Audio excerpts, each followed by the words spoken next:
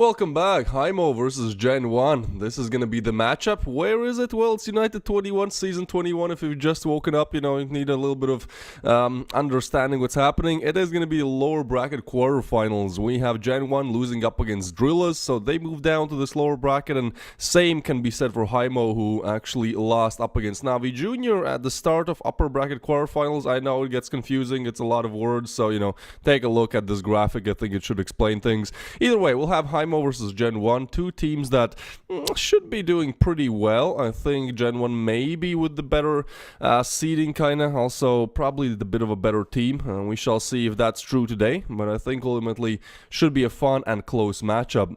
What will make it fun and close or not is the map pool, and as we're waiting to see what the map pool looks like, I think it will also decide quite a lot, because man, if you look at that lower bracket, like you still have to fight so far to actually get to even the lower bracket semis or finals, really. So yeah, the map pool is going to be like this.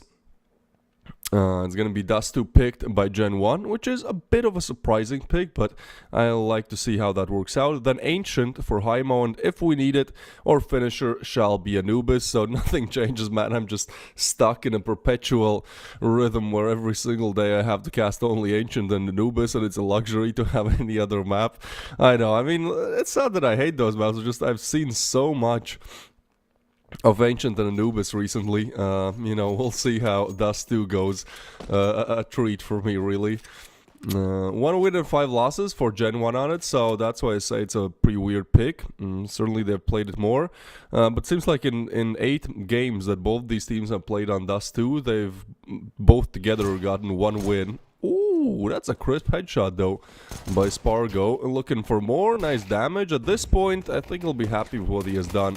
He has taken a kill, he has get some more damage in, and even though Jax is good for 2, that is still going to be the B bomb site cracked open. And because of that play towards long, and rotations were far away, trying to push in, deny the plan, but there's nobody home. Instead, a headshot comes in, another on Kersey and Drak. Oh, Drak, even though he has been an amazing player in these last couple of weeks, that is just too hard to convert.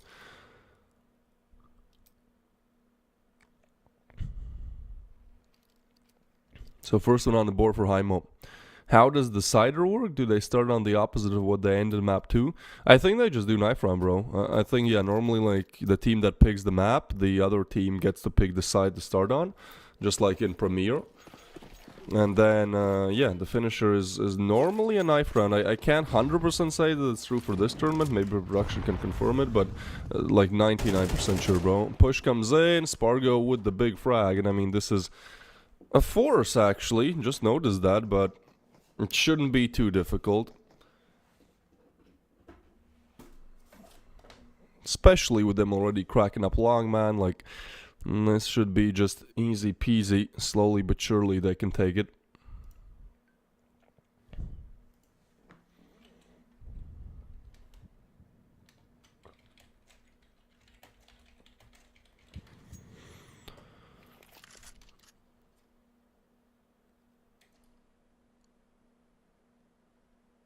So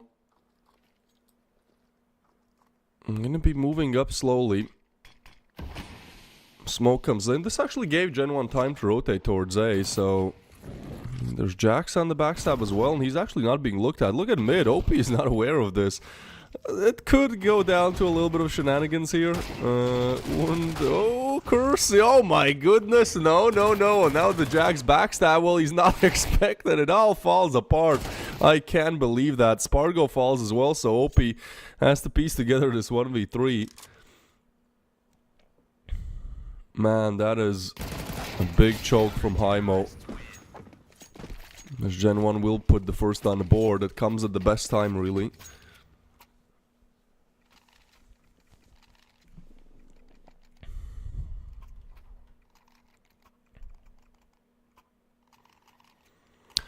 Well, that's a problem. That's a problem for sure in the Heimo camp. Let's hope they can recover from it, because that pistol looked great, but this was just appalling, really. Gotta give it to Gen 1, like, individually they do well there. Kersey hits some insane double deke shots, would have loved to see it from his perspective.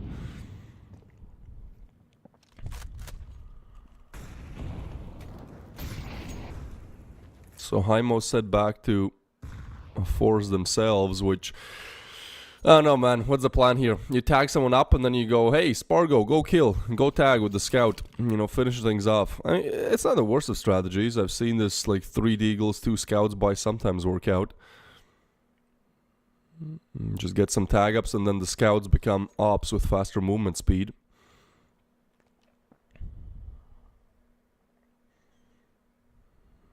Real careful clearing the angles here, but yeah, has to worry about sight as well.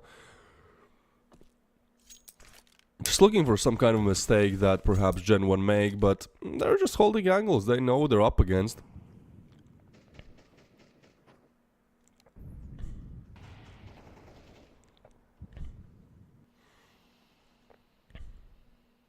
Surely not 2 forces in a row converted.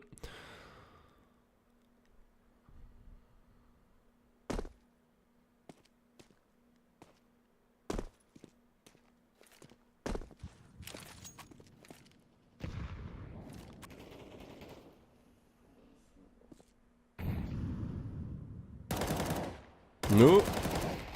1 more? He peeks for more. A little bit of greed there comes in from Drog, but it still shouldn't be too difficult to convert, although that's a problem.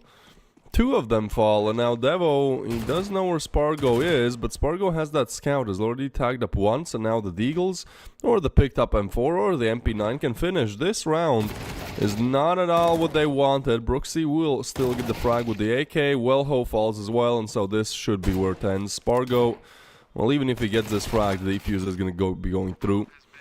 So... Gen 1 put the second on the board, I wouldn't exactly say confidently. I think Drog there just, you know, greed, one of the 7 deadly sins really.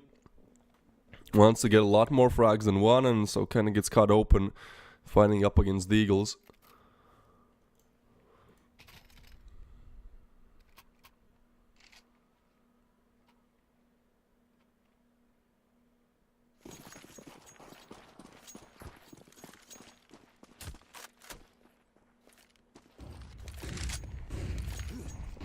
It does mean that they convert the second, but to be honest, none of these teams really look like confident in this matchup. I mean, Gen 1 are doing well right now, but there hasn't really been a round where I'm like, oh, 100%, you know, this ends that way, and it does.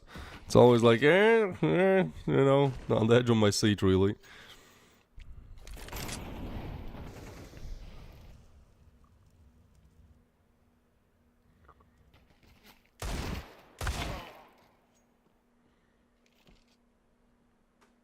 And this is again Hymo on a buy. So you lose this, you're sent back to pistols, and that's quite disastrous after winning the pistol to be down 1-4.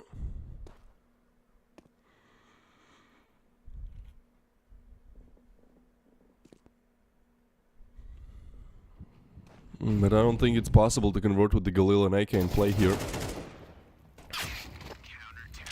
Oh my goodness, Brooksy, calm down, boy.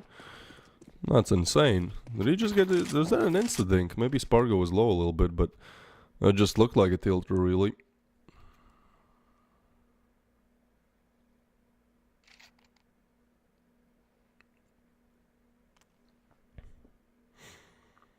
Well, 2 turns into 3, and that 3 shall turn into 4. Although we've seen good performance with the Hymo Deagles. That was off of the mistake of Drak, and this time, talking about Drak, he is rather aggressive.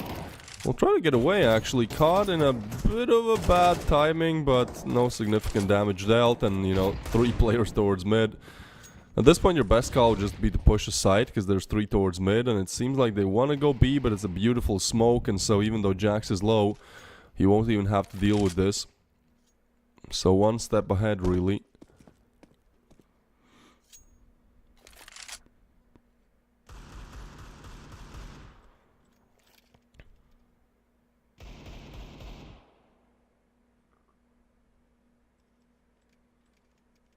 Bit of a slower round, not exactly sure what the plan is here, but I guess go towards Jax. He's doing this well. I mean, he's low HP playing on a head glitch, which ultimately makes his HP higher, if you know what I mean. How did... Well, there you go. He does go down. The quad push towards B. Alright, well, flash down. Oh my god, Wellho hits the shot. And now, oh boy, Wellho with the double. That's a round. No way. Man, this game is full of surprises today. And that one, it's a nasty one. Wellho, like, gotta give it to this guy. He does everything in that round.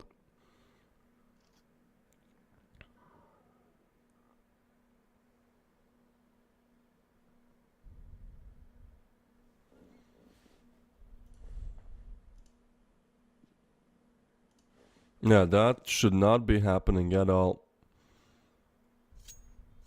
I can't even blame Gen 1 really for that. I mean, aside from their perspectives, it was just the insta-dinks.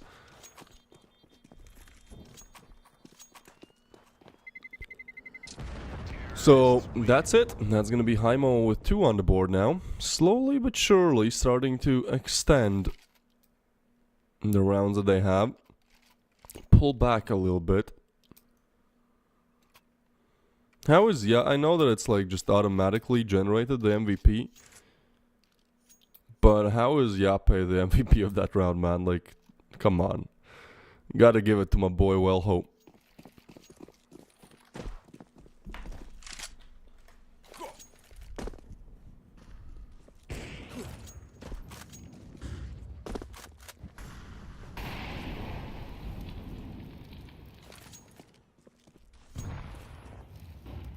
Alright, I feel like this might be one of those matches where it's just chaos for the most part and a lot of weird things happen perhaps, just not exactly your typical match. Already seen 2 ecos, and now this play is very nice. I love that play. Like, it's such a simple setup, but you just want to peek it. It's like somebody, you know, spraying corner with a Negev, and you're like, oh, well, I know where he is. I gotta peek him. I gotta, and well, that does not work out. Spargo will still get the refrag. Now they're heading towards B again. That has been the one site where things have just fallen apart from them. Are they aware? Well, they'll still get the frag. Oh my god, Arwood with a double, and again. Again, Gen 1. Struggled to hold down that B site. Yeah, I know it's because he planted the bomb. Like, that's what I say. It's like, you know, automatically picked. Probably the planter of the bomb gets it or whatever. But I don't know. I just feel like Wellho got robbed.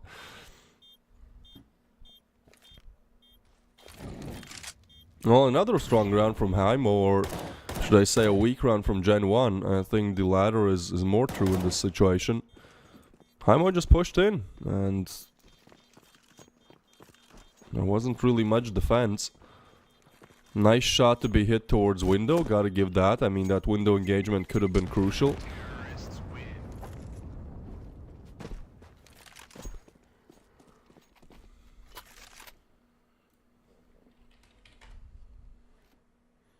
I saw people in the chat already saying this is gonna be a GG, this is gonna be Gen 1 2-0. Well, I wouldn't bank on it.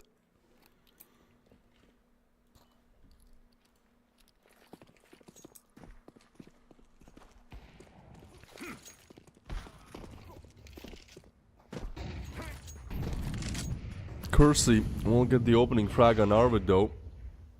Kersey with the up, okay. Spargo, the up battle, he gets one right back. Whoa! Nice movement from OP there, somehow catches Drak off guard. And again, that creates problems for Gen 1. The answer to solve it is to be aggressive. This slower player in a world of misery. But I think OP getting 2 in that round and, you know, 1 in that situation is more than really what was expected, perhaps.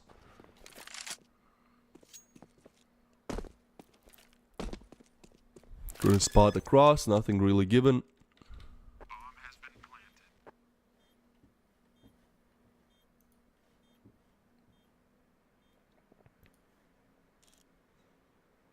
And so they have to retreat back, really. That B site, man. Gen 1 have to figure out a way how to stop the attacks, because literally every single round that Hymo have gotten have been towards that B site.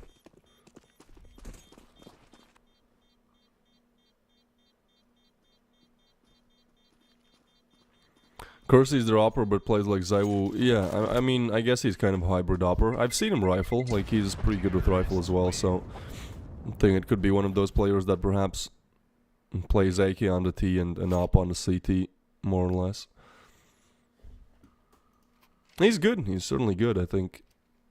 His raw aim is up there.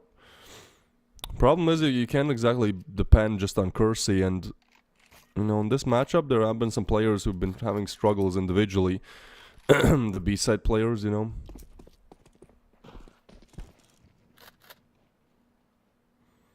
Haimo is pronounced like hey, hi. Well, Haimo, Hamo, Hamo. I'll go with Hamo. Hey Mo. No, OP, a little bit of a lurk action here, but decides it's too risky, and certainly is. Look at the other side. Even with the low buy, you don't want to be walking through smokes. Oh, everyone in the chat is happy. Okay, hey Mo. There you go.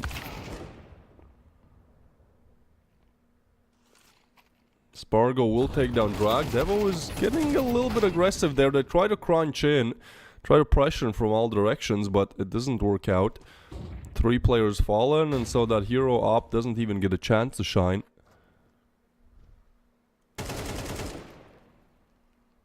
But OP. He was good in the previous round as well. And this one he gets a frag, Wilho with another. It's 5 on the board for Hamo. As this should have been a 4-1 game, but since Gen 1 lost to those Deagles, things have just been looking real down. I think it might have been a big tilter for them as well. We're gonna be having 5 on the board. Now a rifle round coming up. I mean, it's Gen 1's map pick, so gotta play better. That's my analysis.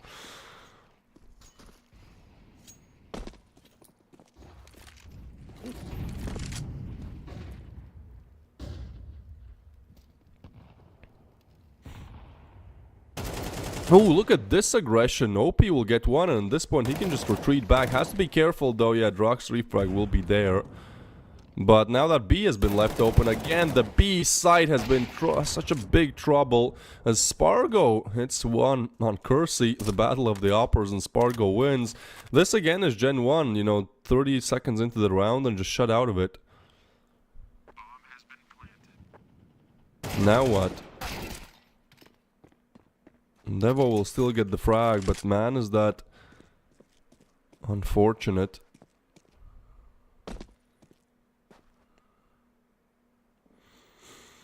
This is the full buy as well. Sure, Gen 1's loss bonus is as big as it can get, but, you know, look at Jax, look at Brooksy, even with 3.4k. Even Drak, you know, you can't buy Kevlar and M4 next round, which should kind of be the minimum. So, you know, my guess would just be going back to pistols, maybe some MP9s. And honestly, like, this game, because we're 9 rounds in now, this could have been 9-0 for Gen 1 if only they had shut down the B bomb set. Because they don't really have problems when Hamo go towards A. It happened rarely at start, and, you know, it didn't work out at all for Hamo. So they're just like, you know what, let's go B. And B has just been a gold mine. Like, I think 5 or even 6 out of these 6 rounds that Hamo have won have been going towards that B side. There is just no defense on it right now. And Gen 1 tried to fix it. They tried to actually put more pressure towards mid to have the early info, but none of it is really working. And so, yeah, this round they're going to be put on, well, those 2 saved rifles and MP9s.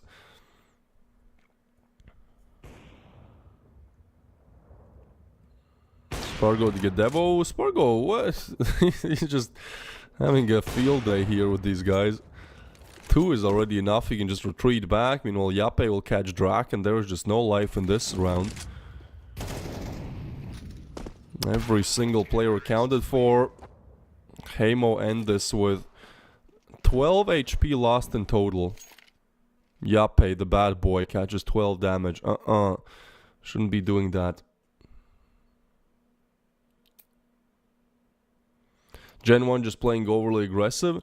I agree. I feel like they're trying to cope and, like, you know, figure out a way how to fix that B site. Because sending more players towards B didn't work, so now they're trying to, you know, be proactive and kind of defend the entrances to B, or even to gather more info. And to do that, you have to be aggressive towards lower.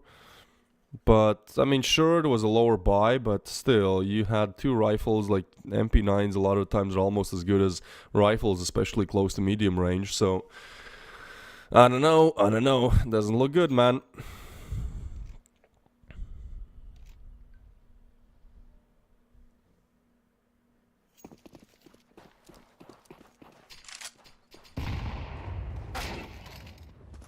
Ooh, well, there's Kersey, we talked about him. He has been showing up individually, but well, oh my god, that is aggression, and yeah, that should be punished, although OP gets a refrag. Draka, the second, oh, the bullet, but Kersey still gets another headshot, but now he goes down, and so it's just gonna be Arvid left alive on 1 HP. Like, surely not. Yeah, he has the bomb, but man, if this is a round you lose now, a 1v2 up against a 1 HP player, like, there's no saving you. Finally, Gen 1 defend that B site, although I would really say that Kersey did it all in this round. You know, he got that crucial second frag, the first opener as well. It just means that this is a 1v2 instead of a 3v2. So nicely done by him, but Arvid is making his way towards A. They're not calling the long rotation, so Devo doesn't exactly have a spot, doesn't exactly have a pulse on what's happening. It will be the plant.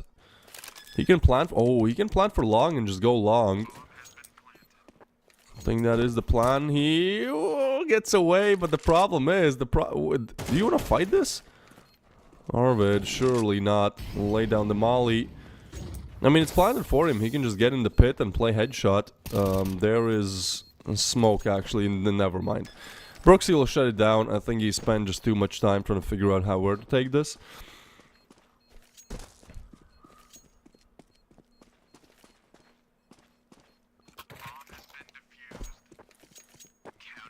Will be Gen 1 putting that fourth on the board. So, as bad as this first half has looked for them, and especially this being their map pick, it's not all over, you know. You win this round, you win the pistol, that's 7-7 with winning the anti-eco as well, and at that point you're all equal and perhaps playing on the side you actually want to play on.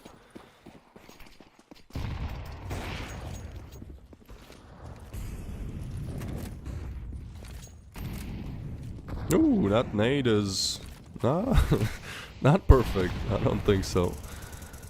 Kersey will get the frag though, and that is again Kersey showcasing his skills as Devo gets another. Well, yeah, if Heimo don't go towards B, they get shut down. This has been their pot of gold, really. Again towards B, Yape finds one. Ooh, and this is Kersey. Good luck hitting this. I mean, Spargo has the read if Kersey peeks into it. Actually, he gets off the angle, so now it gets difficult, and Kersey gets the second frag. He has reached the double digits individually. Now, interestingly enough, you know, both operas are in the top fraggers of the server here.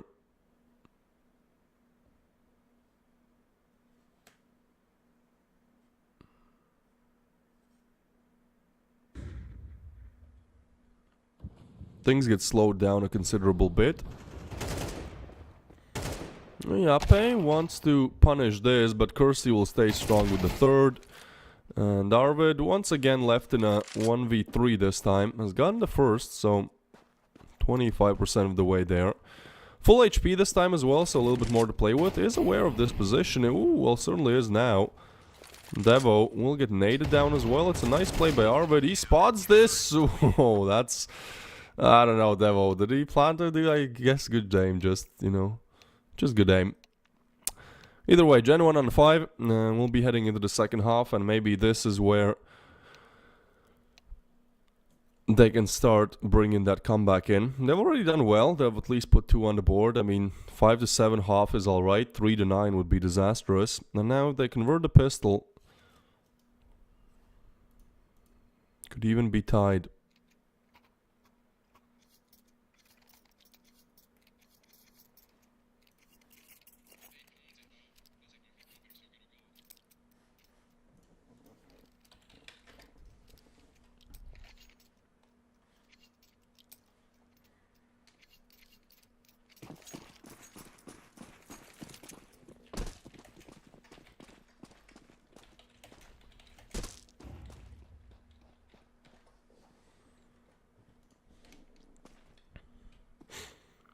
Well, alright then, the pistol round comes up.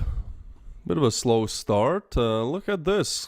Hamo, they have cleared out all towards short. Problem is that this is going to be A, and the only defender there is Arvid. But the bomb is waiting on B. It's the A fake. It is such a weird round, man. I think Gen 1 are really overthinking this. Ooh, timing here though. They spot one head. That's OP with the shot, and now the bomb is confirmed as well. So this A fake doesn't exactly work out, and now you're stuck alone with the bomb. That is the bigger problem here, because they take you down, and now they have the bomb. That is the bomb down. That is Gen 1 now having to not even attack a bomb site, attack the bomb first. And there's a smoke as well. Spargo is arriving with the backstab. This starts to look real bad. Spargo will have all the info here. Z moves in. I think Hamo have the perfect situation here. They even have the player advantage. Spargo, not exactly top frag Rame right there, but you know, he does put himself on the scoreboard. Kersey gets a refrag, but that's it. That's Kersey in the 1v3.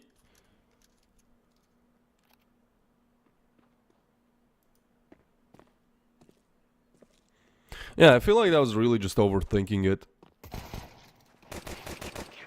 Right? Like, I like the idea, but I just feel like it's risky what they were doing there, and I mean, that risk is one of those times where high risk, high reward equals just sad faces.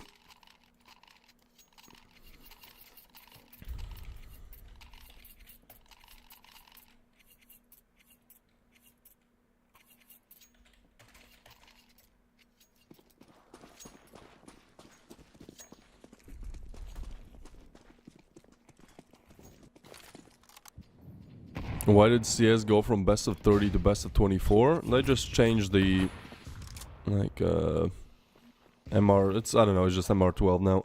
It came with CS2, and that was the big change. I don't know what the reason is, I just know that they switched in Pro Play and Premiere and everything, and starting at CS2. A attack this time from Gen 1, honestly, they've done well to get on site, so bomb will be going down, it will have to be the retake. We've seen 2 pistol rounds already converted in this game.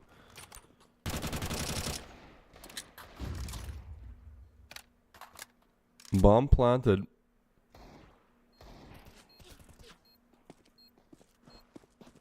Three towards short, I mean, yeah, this should just be a clearance, especially with that position. Arvid gets another one. Short player dealt with as well, so Gen 1, they do well to plant the bomb, but ooh, actually, this is the long defuse, hold on. Oh my god, Devo, he's doing it. 5 seconds, 4 seconds, has to look for him. 2, 1. Oh boy, Devo finds it. I can't believe that. 4 kills in that round, and he clutches out the 1v3. This is the 3rd pistol round win now we see in this game. That's insanity.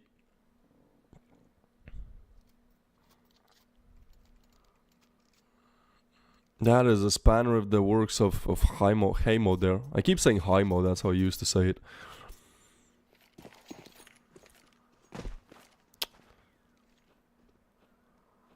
Well, let's see this Gen 1 then. Now, Hamo are gonna be on pistols, and we've seen this. Oh my god, no! No way! No way, Yape, the hero of B site, just strikes 3 with the 5-7, and this is gonna be the 4th pistol round converted now. But man, Yape, is that insane. I want to see his POV. I might even download the demo after this, if that's possible. Good lord, is that insane. The first one in the air, the second and the third. Yape just doing it all.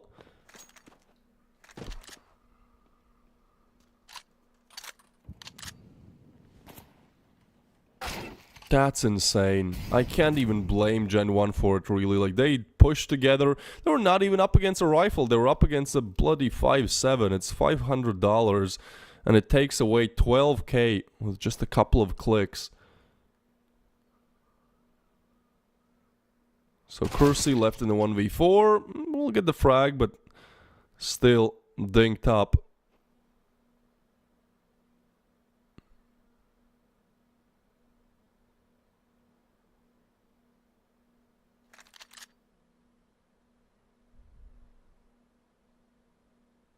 Can't blame pushing smoke against pistols and maybe MP9. I don't know if you're being sarcastic there, but yeah, I agree. They didn't even bait, you know, they all pushed together, so... Should have been their round, unless it was like a B stack. You should be refragging a 5-7 any day of the week, even if it gets the first kill. But I mean, Yape just, you know, turns on the aimbot, and that's where things end, really. So back to back, this is 4 pistol rounds now converted in this game. Like, it's, I feel like it's gonna be one of those best of 3s where, I don't know if it's, you know, that fun to watch. It's certainly fun, but it's just dumb fun. It's like, okay, well, that makes no sense, and that just happened again. Cool.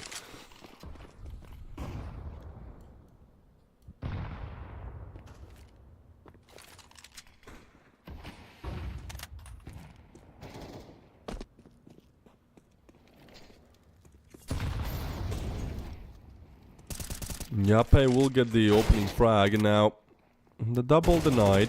Arvid is there as well. He gets a frag, but I think his best idea would be try to get away. Oh my god, such big aggression from Hamo, but it works out. As OP doubles up, that does leave Drak in a 1v2. He's gonna pick up the bomb and head towards B. Ooh, as I say that, he's faking, he's juking me out as well. He will lay down the smoke towards double doors, but in the meanwhile, he goes down towards lower. And I think he even hears those players rotate, so this is the perfect pathway to just go towards A. No way, no way he goes for the double backstab, man. This is craziness. Tucks in the corner, actually. Spargo is now watching it. Oh my god, Drak. Timing, gets spotted. Oh, the 1v2 clutch comes through. What an insane play from Drak there. That aim was just on point. So, a 1v2 lost, and yeah, I don't even know what to say anymore. You remember when I said dumb fun? Yeah, that's what I mean by it. That was a 1v3. Oh, actually, maybe it was 1v3, yeah. Good lord. Attack pause for Hamo. I mean, this is a horrible start, man.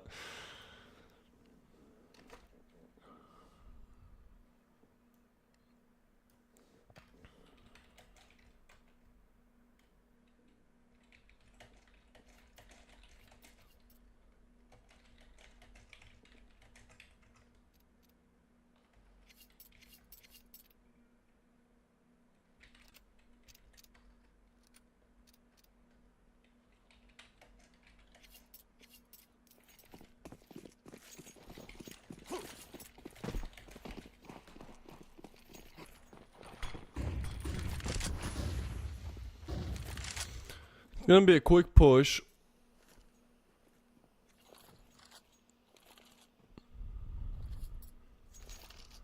Towards long.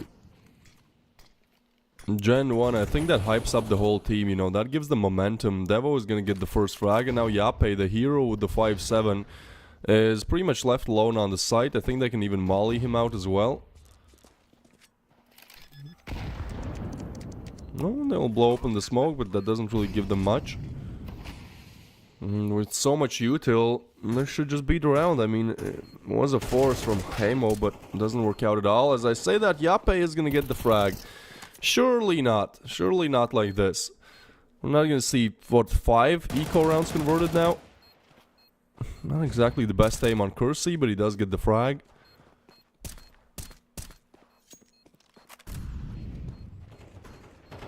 But we'll just get off the angle. So Gen 1 make it a 1-round game off that heroic clutch from Drak, a heroic 1v3.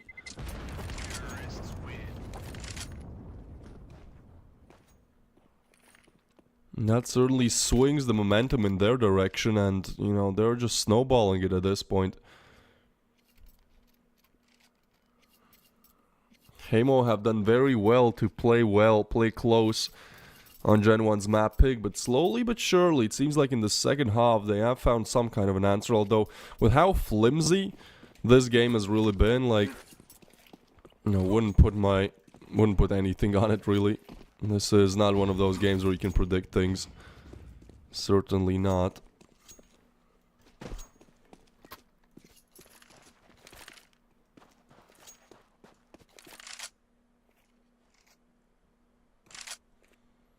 Chance for Gen 1 to make it 9-9, and what's more, they do that, and they'll also have the chance to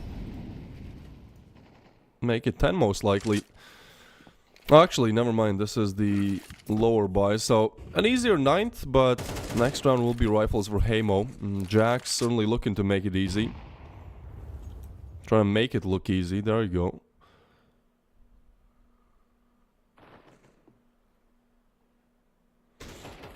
Jax should be taken now, surely. Well, still will get a kill out of it, so the 2-player advantage. I mean, we've seen some 1v3s, we've seen some crazy clutches and things happening in this game. Oh, but that's an insane shot from Kersey. Wait, was it Kersey getting that? I think the POV we watched wasn't Kersey. I heard an AK, Galil got the kill. Either way, headshot will be found, and now Wellho left in the 1v4. Both Wellho and Yape had insane rounds. I mean, they have single-handedly put at least one impact round on the board. Impact frags that turn into a round. But 9-9 now, all equal on the scoreboard, and slowly but surely Gen 1 are putting these rounds on the board, making us understand why this was their map pick. Because I'll be honest, at first I wasn't exactly like, oh yeah, this makes total sense that it's their map pick. Now I start to see the vision. Their T side is certainly better than their CT.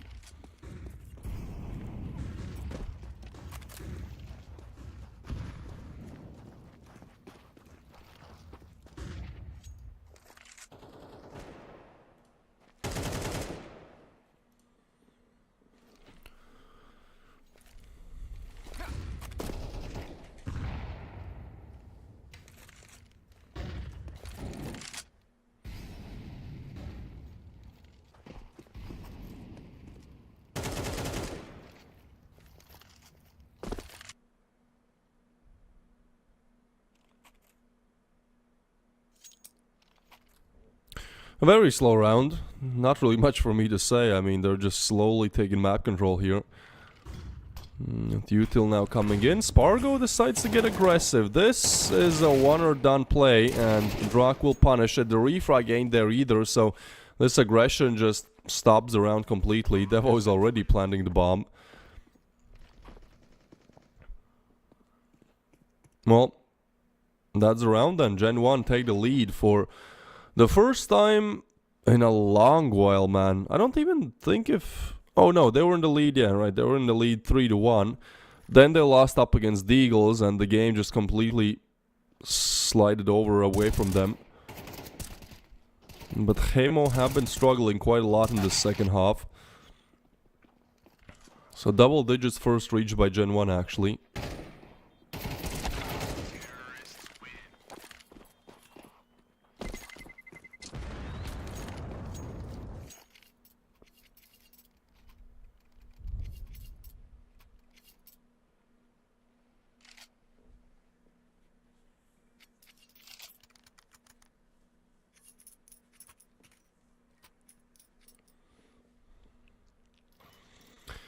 The bigger problem here is that Hamo are sent back to nothing really.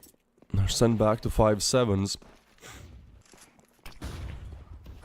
And with how things have been going, I mean, we'll have to have another 3-piece from Yape with it. Somebody to show up, because honestly that has been the theme for Hamo throughout this game. Like, they've gotten those hero plays, right? Most memorably Yape with the 3-piece towards B to deny it up against rifles with a 5-7. Then we also had Wellho doing an insane double, I believe it was, with the Deagle. Or a triple 3-piece maybe even to open up the B side with the Deagle.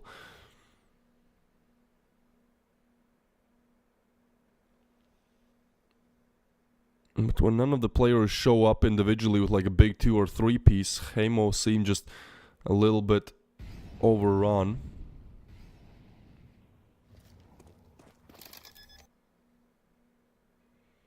Kersey is in a very good position to deny this actually, because, well, they're looking his direction, they're trying to clear him, but they line up, and that's just easy 3-piece for Kersey there.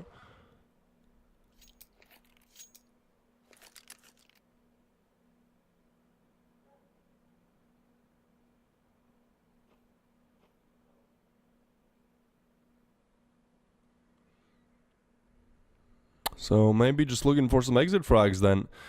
This is no more safety nets as well. Like, you already are in the lower bracket, this being the quarterfinals of the lower bracket. You lose this, you are out. Goodbye. Fictional the airport, since this is an online tournament, but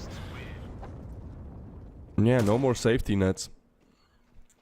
Gen 1 end up here because yesterday they lose up against Drillas.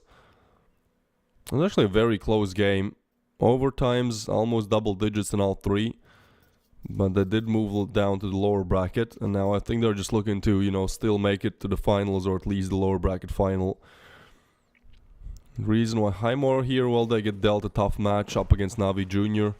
And to open up the playoffs. Even though they do well, you know, Navi Jr. is still a big force to be reckoned with. So they beat out Verdun 2 days ago and now look to continue their comeback run. And Spargo will get the refrag. The B side, one that was so good for Hamo in the T side, has now become an issue for themselves.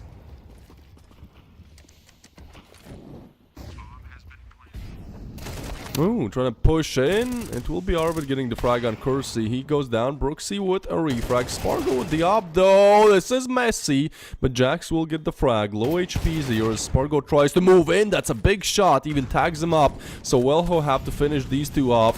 50 HP split in two of them, but Devil will get the frag and burn in the molly. Somehow, some way, Gen 1 will put the 12th on the board.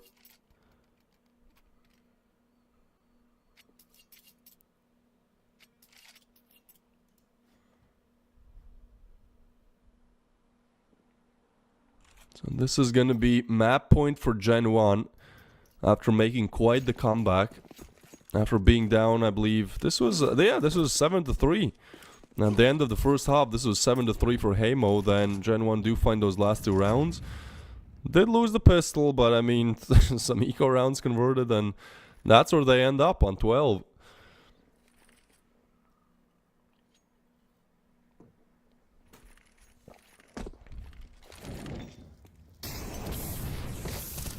Ooh, OP certainly spotted. This is just such a tough position to be in. He's trying to avoid the mollies, but they will double flash him. And actually won't peek, really. They don't care. They're just going to execute B. I mean, there's one defender on B. Yape has to be the hero again.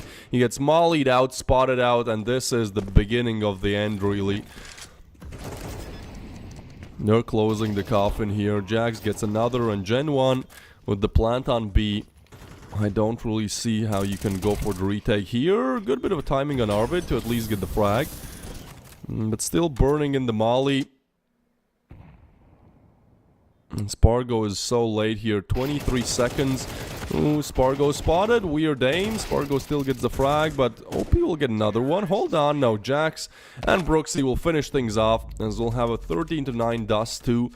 It seems like it's not that difficult for Gen 1 to convert. They make a nice comeback as well. We have to remember Hamo here were up 7-3 at one point, but Gen 1 really just, you know, doing it all to finish strong here. So not really the most problems posed.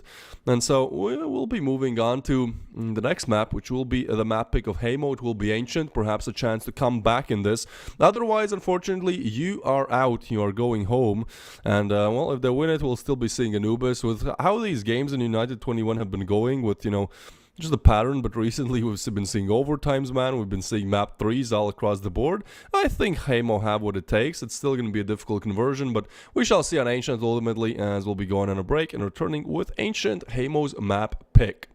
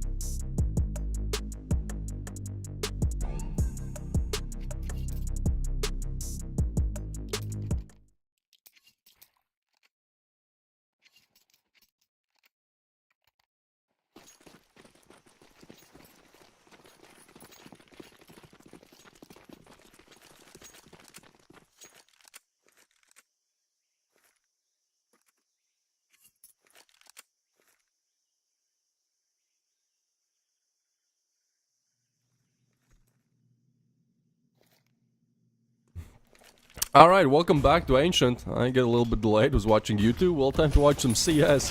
As Ancient has started, Wellho will get the frag back on Drock. And A side has been cracked open. So Hamo, they lose on Dust 2 after a 7-3 lead. They're not able to hold on to it. And now I think they're looking for redemption on Ancient. It certainly is what they would want out of this. As the loser of this, or rather, if they lose Ancient, they are being sent home. No more safety pillows, no more second chances, no more lower brackets. No, that will be where it ends. Wellho will get the frag on Brooksy. Still looking for more, but there's just no time really to... Wait. They get on the defuse. Wait, there's a kit. Oh my god, they almost do it. There was a second left on the defuse. I got real worried there.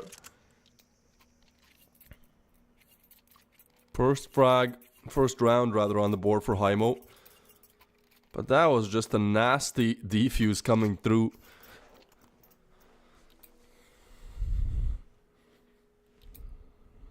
Hamo will convert after all.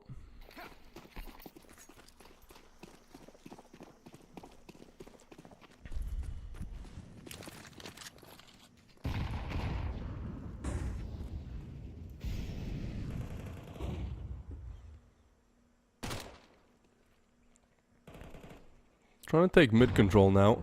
We saw like 5 eco rounds go through on Dust 2, so you know, I'd be just careful. Careful, I think, is the best word. This is not even an eco, this is actually a force, and we also have Moths in playing instead of Jax. And he was playing against Drillus as well. Jax was out and they lost. Not saying it was his fault. Actually, I want to check the stats up against Drillus. How did Moths do?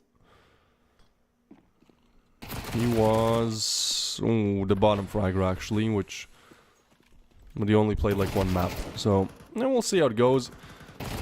1 for 1 now. Ooh, Devo gets another. Hold on, surely not. Surely not the force now. Drock is in a good position, but Yape with the wide swing. This guy was quite the hero on Dust 2 as well.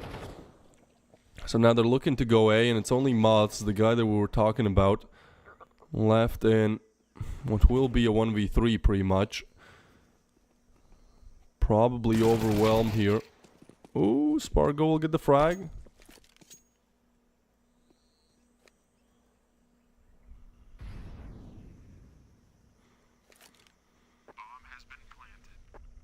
Plant comes in, and at this point I think the call is just to save the AK. That is the best call made here. Kersey maybe getting some exit frags perhaps.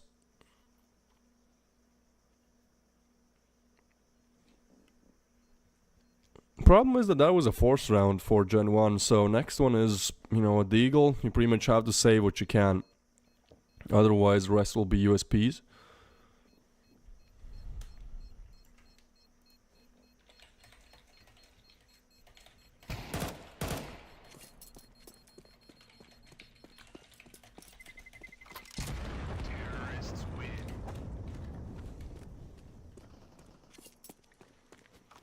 Two on the board for Hamo. Yeah, the Deagle sound effect is very satisfying. There's just something about the Deagle that you just want to buy it. I think 80% of the times you buy a Deagle, you know, don't hit your shots, just die, don't get a kill. It's kind of pointless, but I get it. I certainly do.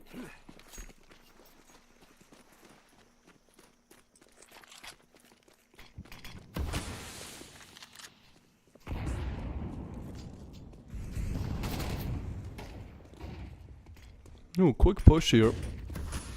Devo tries to get aggressive and will be punished by Spargo. That was a big call to get aggressive there with the hero AK, and now the rest of the squad will just fall.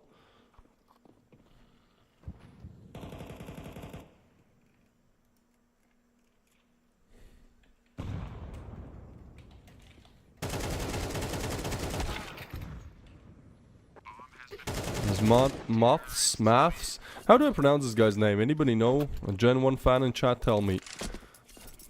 This reminds me of the Quick Maths guy, you know? That's a reference for boomers. Maths.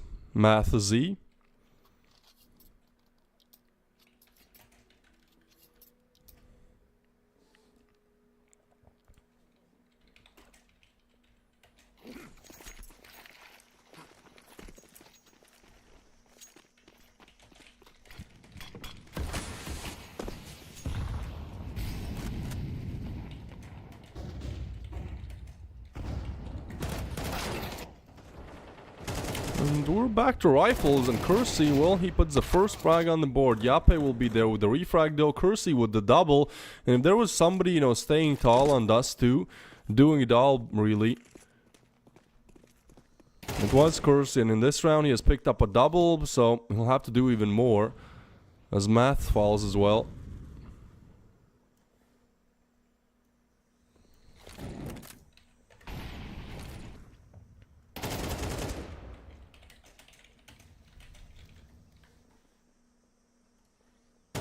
Spargo gets a frag, Kersey with a third. Good lord, is this guy just single-handedly doing it all. OP now. Ooh, that timing is so weird, but he still finds Kersey. So Devil left in the 1v2, but do they know that he's A? I think they're still looking to go towards A, so Devil at least will have the information. This is certainly heard. OP should be going down here, and he does. Now, the second player in question, Spargo, we'll move on to go towards B, but Devo actually has a read. He's already going towards B, so I mean Spargo won't beat anyone here. I think this might have even been heard. So timing, and Spargo does win out the clutch, the 1v1 rather. Devo gets denied the 1v2 clutch, and so Hemo now on 4. A very strong start to their map pick.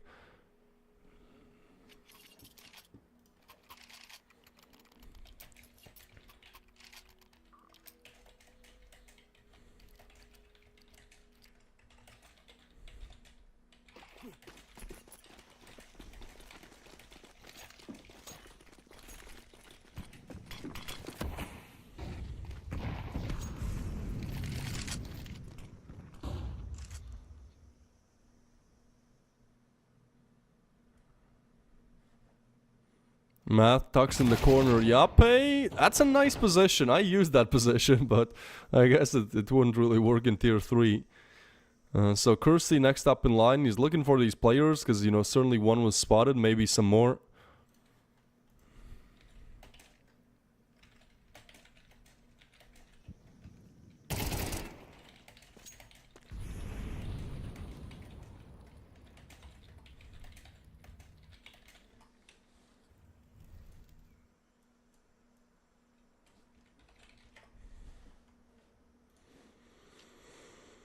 So kill for kill there go, but the B site, even though there's defenders all around it, there's nobody exactly on the site, so quite the timing found here by Arvid, as now he is spotted. Ooh, what is the weird aim on Spargo there, not able to convert. And now OP just trying to secure the site. Actually makes Gen 1 to really question what's going on here, because they're so preoccupied thinking about that B, because they just saw OP on it, so certainly he has to be on site. Well, he's just drawing, he's just helping those rotations, you know, stay on B. Now a 2v4 to be converted, Welho and Arwood to do it all. Big swing, but it's a bit of a bait in there. Don't think it was intentional that it works out, as Arvid is going to be left in the 1v4. He gets naded down first, then they spot him. Ooh, nice shot by Arvid. Tries to remain alive here, but yeah, that's just the insta pre-fire on Drak. And Gen 1 will find their first round on the board. Bomb has been defused. Counter-terrorists win.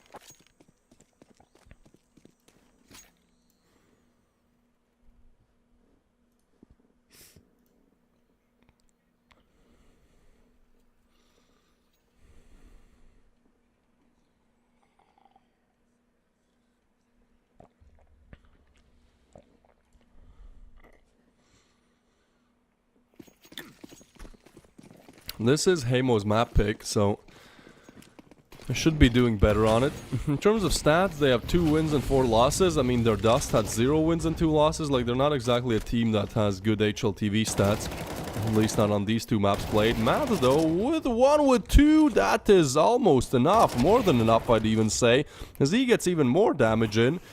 And this should be a rather easy pickup for Gen 1. It's Kersey to get 1. And the second, not there. Spargo with the refrag. Welho there as well, actually. Down to a 2v2 now. Seems like it wasn't enough. Brooksy will find 1 on the edge of the smoke, though. And so just Spargo left live. But guys on 8 frags. He was doing amazing on Dust 2 as well, though his performance kind of slowed down. in the late stages of it. Rocking device gloves as well, man. Like, just a rich dude. This should be spotted. Headshot by Spargo. And now things caught in a little bit of a limbo here, but Spargo will rotate. Surely, yeah, they hear this. So now Drock left in the 1v1. Spargo is very low, but the thing is he has the op, so that kind of makes it better. Low HP won't matter too much. And, oh, look at the timing. He makes it on the B site. Which ultimately means that Drock, he doesn't hear the plant, so Drock will have a little bit of a... Wait, are we going... Brother. No, no, no, no. Wait. When is he gonna realize? What? That's 15 seconds wasted. Oh my god. I can't believe this. And now position. Oh, but Drock gets the frag. Man, that's... The reason why he gets the kill is because Spargo just doesn't expect somebody to be there towards lane so late. So... Wait. Oh, he gets the defuse, but that's so close. What a weird round to put the second on the board. Yeah, I mean, sometimes your mistakes, you know, are just happy little accidents there. Spargo's really delayed take towards lane. Drax, rather, makes Spargo think, hey, you know, certainly he won't be coming from there, because if he was coming from there, surely he should have been there, you know, 10 seconds earlier. So... a bit of a weird way to put the second on the board. Certainly not something you can repeat. And those CT defaults still need to be worked on a little bit.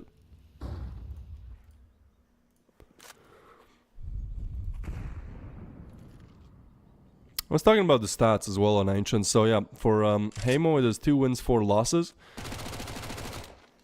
And then for the side of Gen 1, they have also 2 wins and 4 losses. Interestingly enough, maybe we can draw some parallels here. So, they have both won up against Anonymo on Ancient. But for Gen 1 it was a 13-11 victory, so barely squeezing it out. And for Hamo it was 13-4. So, you know, if we take it the same team, see how they performed up against it, it does seem like Hamo are a bit better on Ancient. But I'm not sure if, you know, that's gonna matter too much.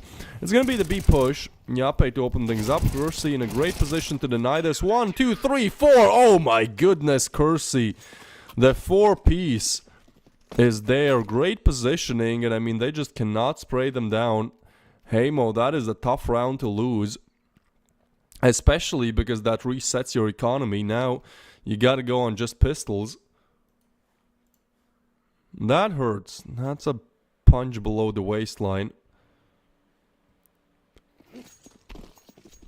They lined up as well, like that's the bigger problem there.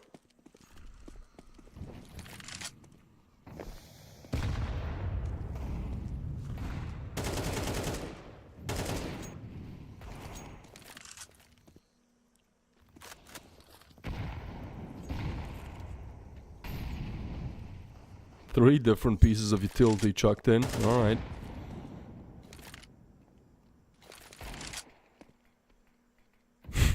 Making some noise and just retreating back. What a big play. And Drog does find Wellho and will punish him. So this is how really the pistol round should be going.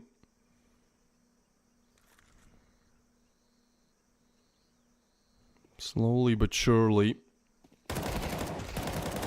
The way of Gen 1 here.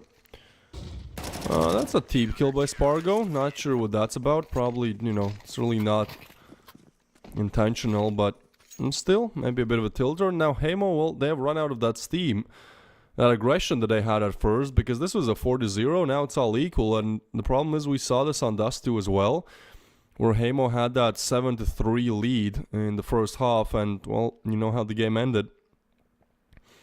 After that 7-3, Hamo won 2 rounds, Gen 1 won 10.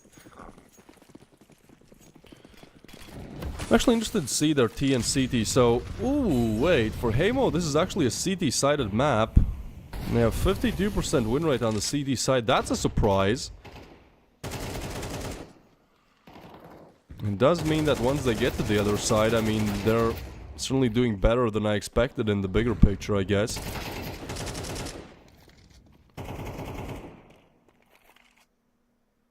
Arvid will be punished by Brooksy. 3v3 now, but they have cracked open the A bomb site. And we'll go for the plant.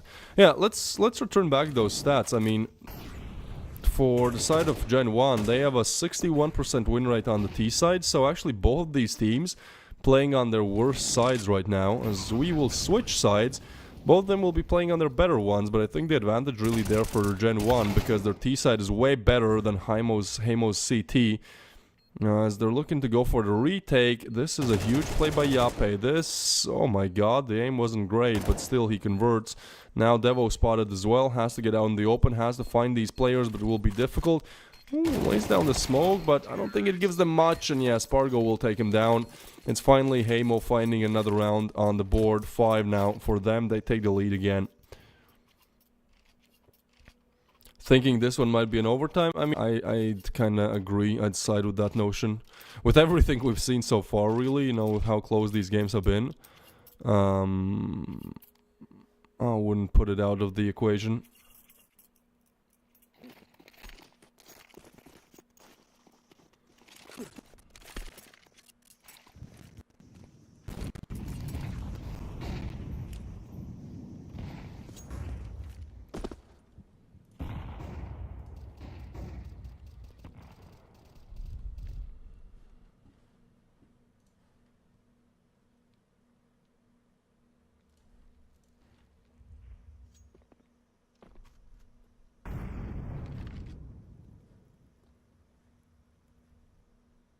Well, this is a slow round if I've ever seen one.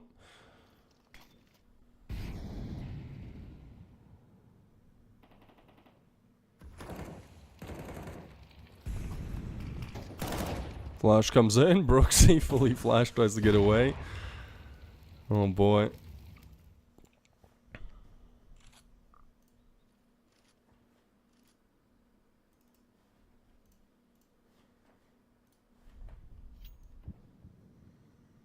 A very slow round. 45 seconds left on the clock and nobody has really made the first move. I mean, I get that everyone is a little bit scared to make a mistake, but ultimately you will have to make that decision where you want to take it. It will be Arvid with the frag. Kersey, though, he has been so good. We remember that 4-piece shutdown on the B side. This time not going to be the case as Yape finds Kersey. It's a 3v4.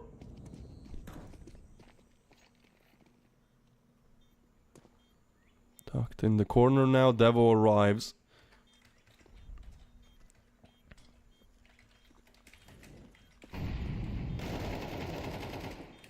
Arvid with a big double. Drak somehow burns him down, but again, it's just Devo left in the clutch. And so, with the limited HP, even though he gets the first, he has to save, but has to be worried about Yape here. Oh my god, that's a weird angle, Yape. Still, he will get the frag. And he stabs himself in the finger as well. I think Hamo are pretty happy with this. And even though the comeback was made from Gen 1, the same thing that happened on Dust 2 doesn't happen here. They are able to keep the lead.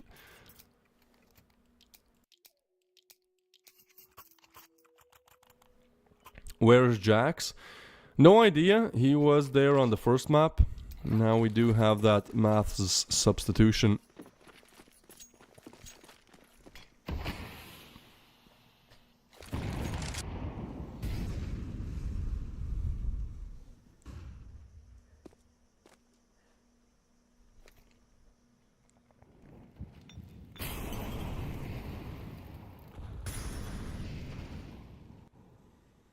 Molly is a little bit dangerous, but won't cause too much trouble. Wellho will find a frag on Drak, however.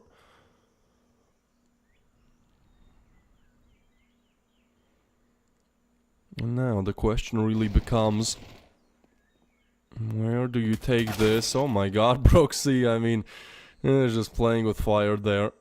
Had a good position, but taken down. I mean, it's just the pistols, so not really too much to write home about. Not again. Surely not again. Kersey, yeah. Brooksy and Kersey, both, they kind of get baited in here. They hyper-focus on one of the players they've seen and they're not aware of the second.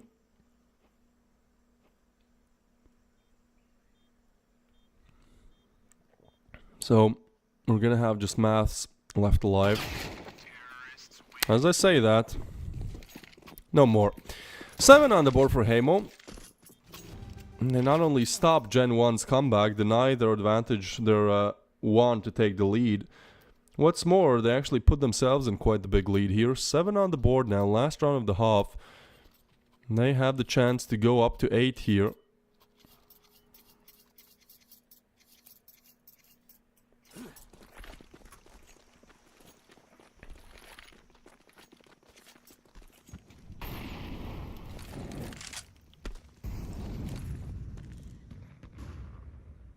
What is this, brother? The boost. Spargo is expecting it, but Maths has been good from that same angle previously as well. So he'll find the first. Ooh, but Yape, what a big refrag that is. Puts it right on the board. OP gets Brooksy, OP with the double, and Hamo, they are showing no signs of stopping. This buy doesn't work out for Gen 1 again, even though they get the opening pick. OP really does it all. But Kersey, I mean, yeah, talk about the battle of the top performers, really. Actually, OP has been having a slow game. I think he was doing way better because on Dust 2 he was doing good. And Kersey, the hero of Dust 2, well, has slowed down since on this map. Ooh, it's a little bit nasty. Talking about Kersey, gets the first, but now Drak left in a 1v2, finds the first, and he knows exactly where Arvid is coming from. Low HP, but Arvid will eliminate him, getting Hamo the 8th.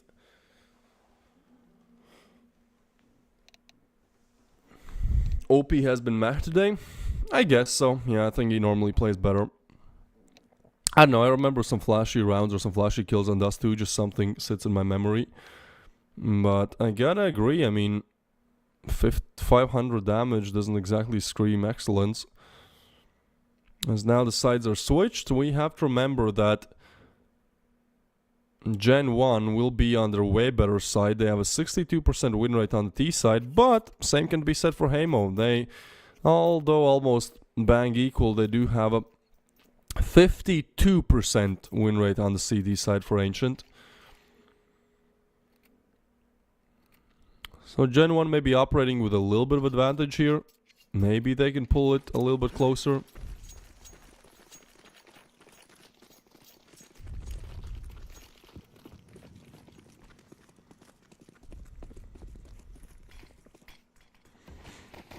So the attack will be going in towards A. Yape, nice headshot, nice Spargo there as well. Drak with the refrag, Spargo with another on Hamo.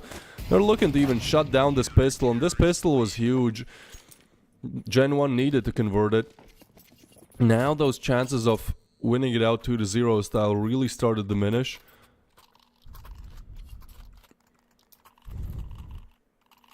Anubis most likely next up. Seems like we won't find the victor in just 2 maps played. I might be one of the only few degenerates up at 4 AM. Hey man, much love. I'm on the complete other side of the globe. It's 1 PM almost for me here. I'm woken up, I'm refreshed, I'm ready really to start my day. First order of business, casting these 2 best of 3s.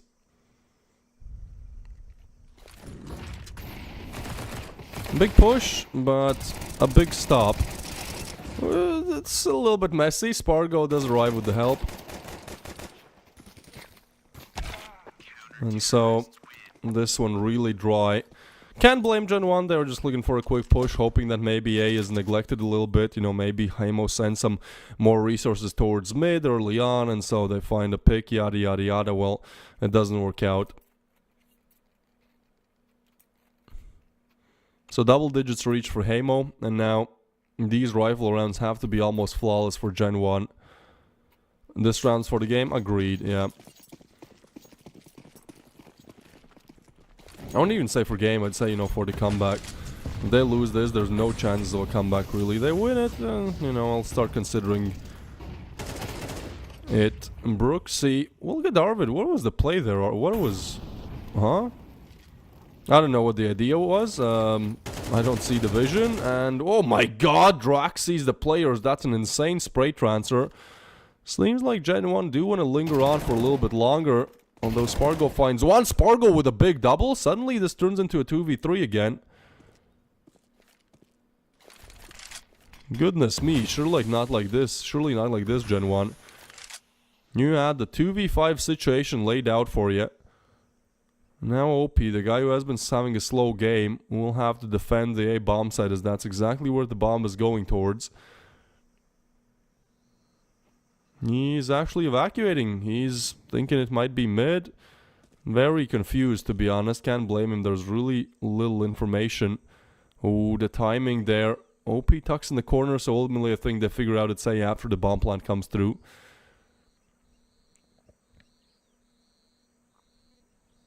Wait, what is... what is this, Gen 1? What are we doing here? Oh, okay. They just clear out Donut. I thought for some reason they would try to go B, which would just be absolute madness. It's not the case. I'm glad it's not. They just wanted to together clear out Donut, which is a nice play. Being super sure that you don't lose a player while trying to plant. OP is in a good position, actually. I don't know if he's expected to be where he is. Everyone's preoccupied about Donut, but OP... Ooh, spots the legs. Sprays one down, and now the Donut play comes in, as there's two towards it. Yeah, they will eliminate it. A nice play by OP. I think it really could have gone Heimo's direction there. You know, was a bit of a crossfire setup. And they didn't know about the second player coming Donut, but either way, it will be Gen 1 putting one on the board. And now Heimo calling attack pause. They lost the rifles, so for one, the buy is in question. And for two, you don't want the same scenario of Dust 2 to repeat here.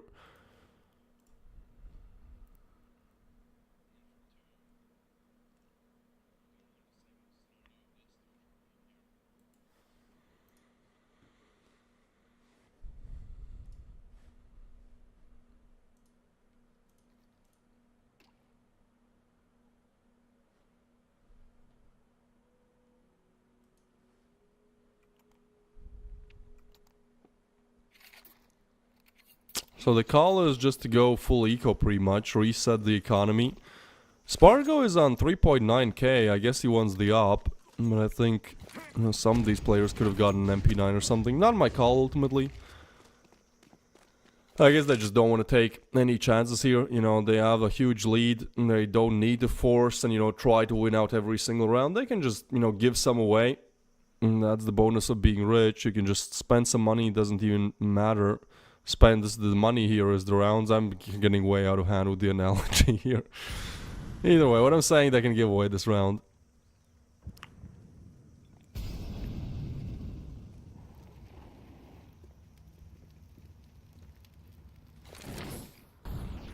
I took Drak at 14 and took him again at 15. Man, that sounds wrong if it's out of context. That sounds real wrong. I know what you mean, though. We'll try to arrive on the side. Drak and Maths. Oh, Maths with a double, so the stand-in is starting to hit in shots as well. But OP and Wellho, the Deagles have certainly put some problems. But I think that's going to be it. Low HP. OP, I mean, he could go for this. He could at least try to pick up some exit frags, right? It seems like that is what he's looking to do. Actually, looking to go for the clutch. I mean, no reason not to. What is the play here? Staying in the smoke? There's an MP7 there, man. What the hell? Brooksy. Yeah, they find him together. No chances given at all. And so, Gen 1 will find the 7th round on the board as well. That's good damage. I agree with that, yeah. And they take 3 rifles out of the equation.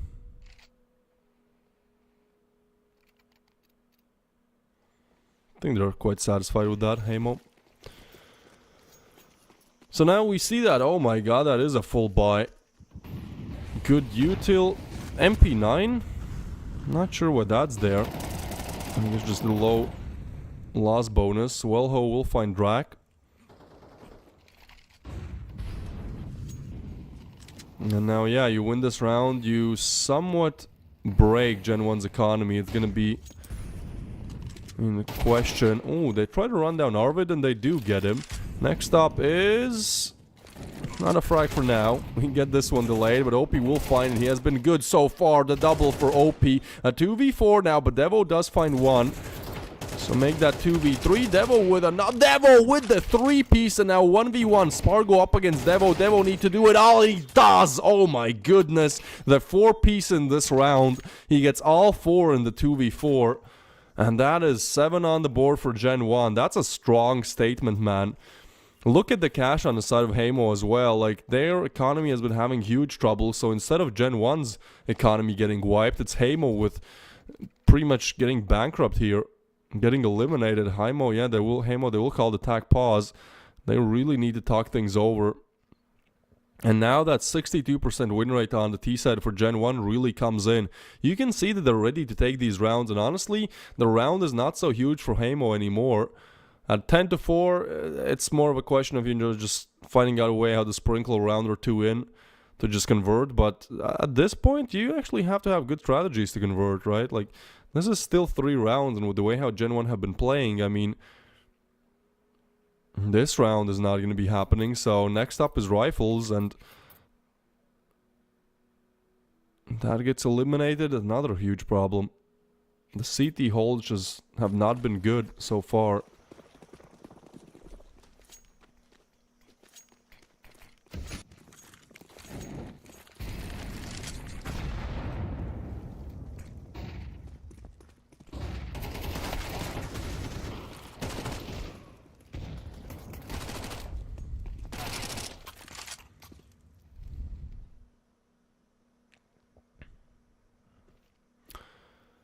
Alright, let's see what can happen here. We'll try to get away. That's weird. Yape with the frag, the double. And so OP left in the 1v3 with the upgraded Mach 10. But all of them are actually looking to head towards A.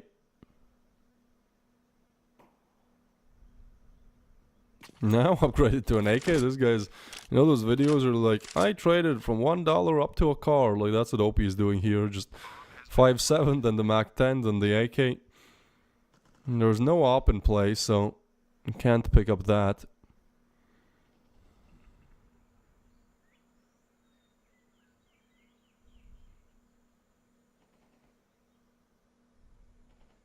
Yeah, this is troublesome for Hamo. I mean, next round will decide a lot again. It will be the buy. It will be the max loss bonus reach for Hamo.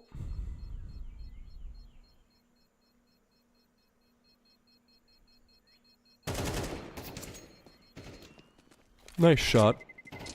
Terrorists win.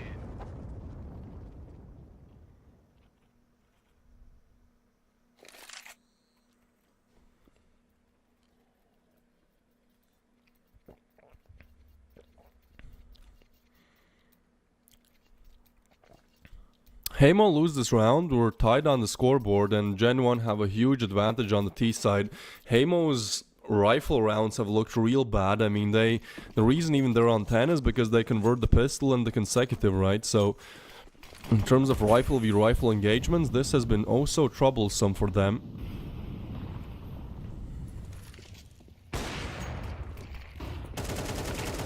Ooh, OP gets one, looking for more, the jiggles, but will decide to get away. I think that is the smarter call there. Meanwhile, Arvid has arrived towards long. Maths will be there to punish.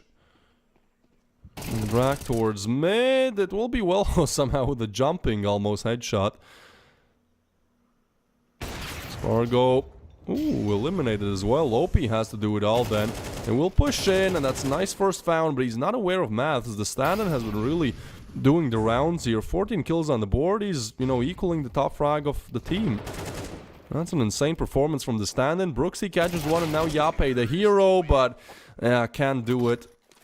They nicely shut him down, and that's now Gen 1 on 9.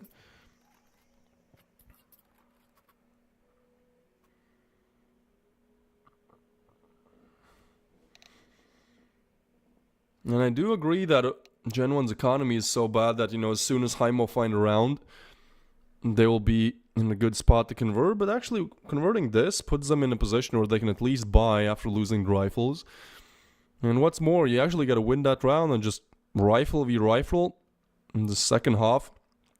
Al has really been going the way of Gen 1.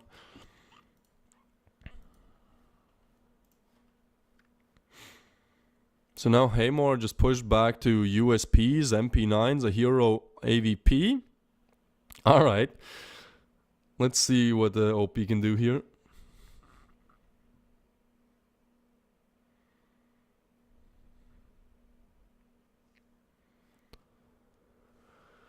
I don't know, this starts to look pretty bad if you ask me. We do have a tech pause, not sure what the issue is, waiting for production to perhaps update me rather on it. Need a tech pause from my voice, man. I'm 24, I shouldn't be getting voice breaks. God, please. Give me a strong voice so that I can cast and shout in Tier 3 Counter-Strike.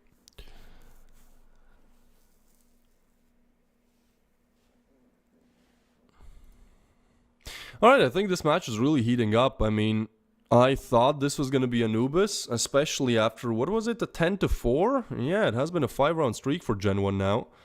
After the 10-4, I was like, surely we go Anubis. It's harder side to play on for Hamo, but it's their map pick, and ultimately, you know, it's just 3 rounds, but those 3 still need to be put on the board, and you gotta start with 1, and that 1 has not even been found. Now, I will say that I think this tech pause really slows down Gen 1. It normally is that way, where the team that has momentum, after a prolonged tech pause, you know, the emotions kind of slow down. And for the other side, you know, if you're tilted, you get a chance to really just kind of sit it out and, you know, move from the feeling stage to the how can we fix this stage.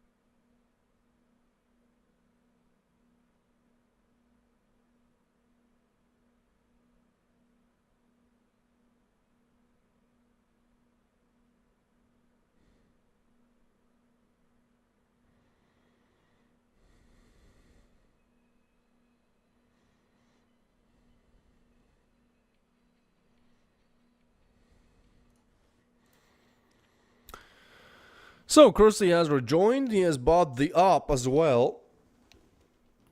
Not sure what I think about that. I mean, he's a hybrid opper. Some people said kind of like Monizi. I agree with that, you know. AK on the T side, op on the CT. I'm kind of the same, actually, you know. Not really. Like, I like playing with the op, but I feel like AK is just better for me on the T side. But a lot of times when I buy the op on the T side, I just can't really hit my shots. So obviously I'm, you know, equating what am I, a Faceit level 9, level 10 to an actual pro player. I don't know, but it's sometimes just a tilter where you buy the op, you spend so much cash as well, and then you're not able to hit the shots.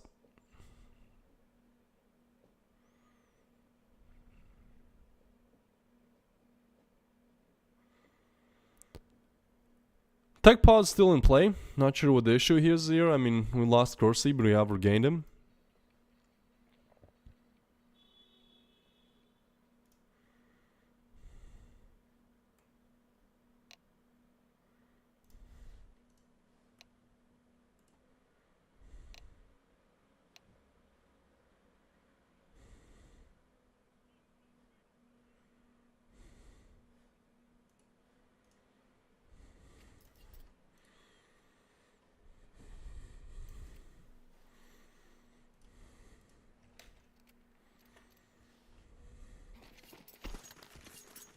Alright, game is resumed. And just to recap, if you're just tuning in, Gen 1 on a 5-round streak now, doing real good. And now to equalize it, to make it double digits for them, all they really need to do here is win up against this very low buy. It's a hero AVP on OP, but the call is completely wrong. Wait, where is OP? Is he boosted? Guys, look at the minimap. Where's OP? Am I... Oh yeah, he's boosted. Okay. That makes sense. Well, it is going to be the A hit. I mean, there's nobody home. Brooksy's even doing a good job to kind of sell B for a little bit longer. And as Hamo are on the low buy, they're looking to go for stacks. That stack is completely wrong. And this was a 10-4 game. But now seems to have equalized.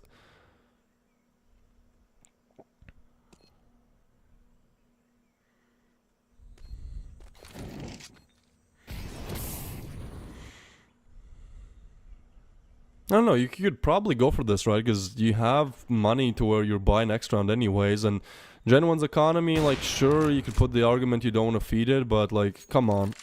Try to take some rifles away. Honestly, Gen 1's economy is not the best, so I think it's a better chance if you go for it to eliminate some rifles, they have to rebuy. Arvid will get a frag. Cursey, drag there with a headshot. Maths will get Arvid as well. Ooh, Drak with another. Okay, that's 10-10 then. Now there's double digits for both, and this is the same problem that haunted Hamo on Dust 2 as well. They were up 7-3, game ends 13-9 for the other side to win it out, and now, yeah, same problem really. 10-4 turns into a 10-10. And again, you know, like you look at the score, we're like, yeah, that's pretty close. The problem really here is that Gen 1 have 62% win rate on the T side of Ancient. They've also done so well. This is a 6-round streak now. This is an aggression if I've ever seen it. Somehow that works out. I cannot believe it, but yeah, surely Drak should be punished for it. I'm surprised he gets the first. Oh, check this out, but OP, bad timing. Brooksy finds one, and now OP's advance is known, although he still finds a frag. It's a 3v3 now. B bomb site cracked open. And do they want to flash Brooksy? And Brooksy's on non-existent HP.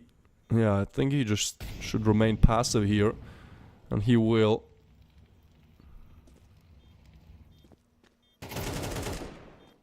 Ooh, OP. Gets a shot on Brooksy. Cursey there to refrag. Maths and Cursey. Cursey with the double Spargo left in a 1v2, and that's going to be Gen 1 taking the lead now. This is disastrous. It all starts to fall apart.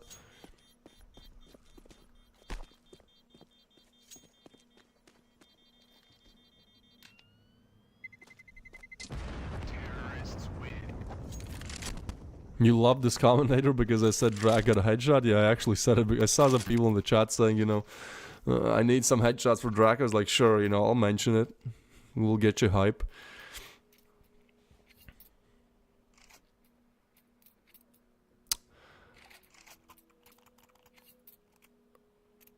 (11-10). Gen 1 with the round lead now.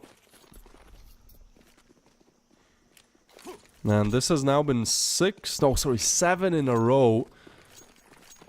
Sure, max loss bonus is there, but actually you lose this round, you're put on MP9s or FAMASs for the last round. For map point, match point really. That's almost an overcommitment, although the opera was flashed. What is... they're getting stuck on doorways now? Not exactly what you'd expect from the winning team, but... Gen 1 taking it one step at a time.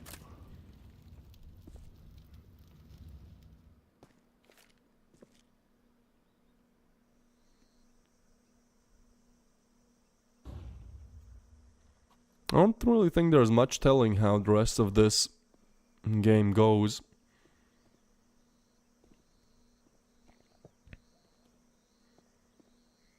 Yeah, Gen 1 have done so well, but a lot of times after both teams reach double digits, it's just a twilight zone where anything can happen. But Gen 1 are making quite the better call here. Going towards A, the only defender is Yap, and although we've seen him be the hero before, this has to be like a two-piece and then remaining alive or something. That's one, but only one. Quick refrag from Maths, and now Heimo shut out of the bomb site. And is there util? There is a smoke still on Maths. Some nades as well, so they can just kind of make this even harder, although not needed. Util is not needed when you can hit your shots. Kersey with the headshot there.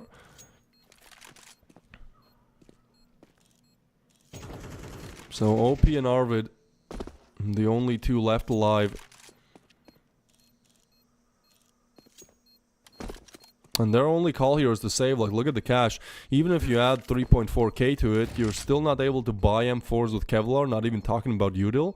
So, you know, everything helps you, really. OP on the M4. They will try to run him down, and he does get one. Actually not looking to hunt them down, which surprises me. I guess generally are not aware exactly how disastrous this Heimo economy looks like. Alright, so M4 will be dropped. They all buy M4s, except for Arvid. No Kevlar. I guess you don't need it, because you're up against AKs anyway. So, you know, shot to the head is a death either way.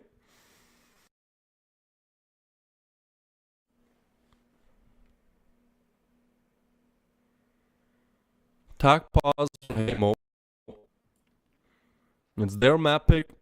But honestly, both these map picks for both teams have been like below 50% win rate. For Heimo, this is 2 wins, 4 losses on it. I'm not sure why they don't pick Nuke or Anubis. You know, for both these teams, their best maps are also their opponent's best maps. Literally Nuke and Anubis, you know, they're not for both. But, yeah.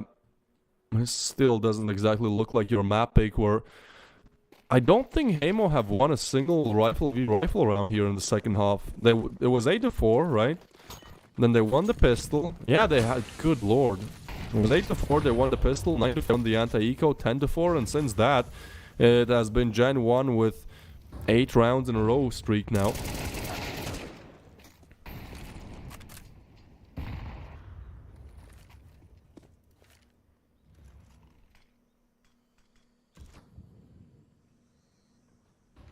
Kill for kill here.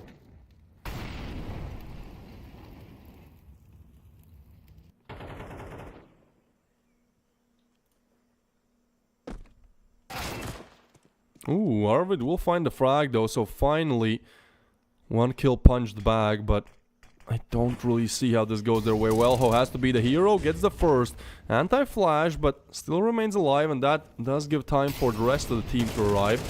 Ooh, out in the open, Wellho with the double, and that is a 1v3 for Kersey. He gets a double, low HP, picks up the op, but Arvid is there to refrag.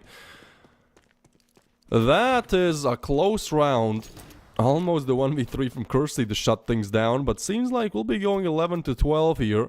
Heimo, this is where they find their first rifle, and I've seen this so many times where, you know, when push comes to shove, when you're up against, your back is up against the wall, you somehow found that adrenaline to push it to overtime. 1 converted, that's 50% of the way. Now they need another one.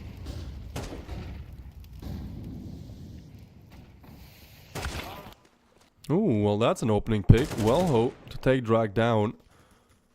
I think we're still on question for overtime here, really.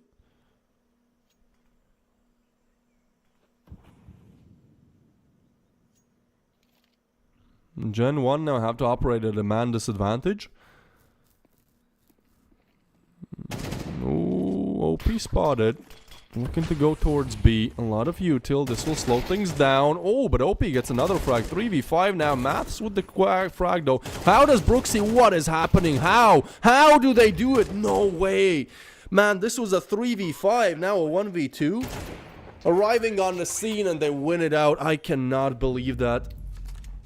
That is a big fumble from Heimo there. I mean, their CD side was just looking real bad, but I thought they might have it in them. It was a 3v5 as well, but they get overwhelmed. It's unfortunate, but unfortunately we will say goodbye to Haimo. They are out of United21 Season 21, as they are out of the lower bracket quarterfinals. Gen 1 advance to the lower bracket semifinal, happening tomorrow, same time as this game started, so I think 10 a.m. CET. Our other matchup of today will be WOPA up against LNG, and that's starting in 33 minutes from now, so we'll be going on a bit of an extended break and then coming back with that game. Thank you guys for watching, and we'll see you with the second best of 3, the second semifinal on the other side. Bye bye.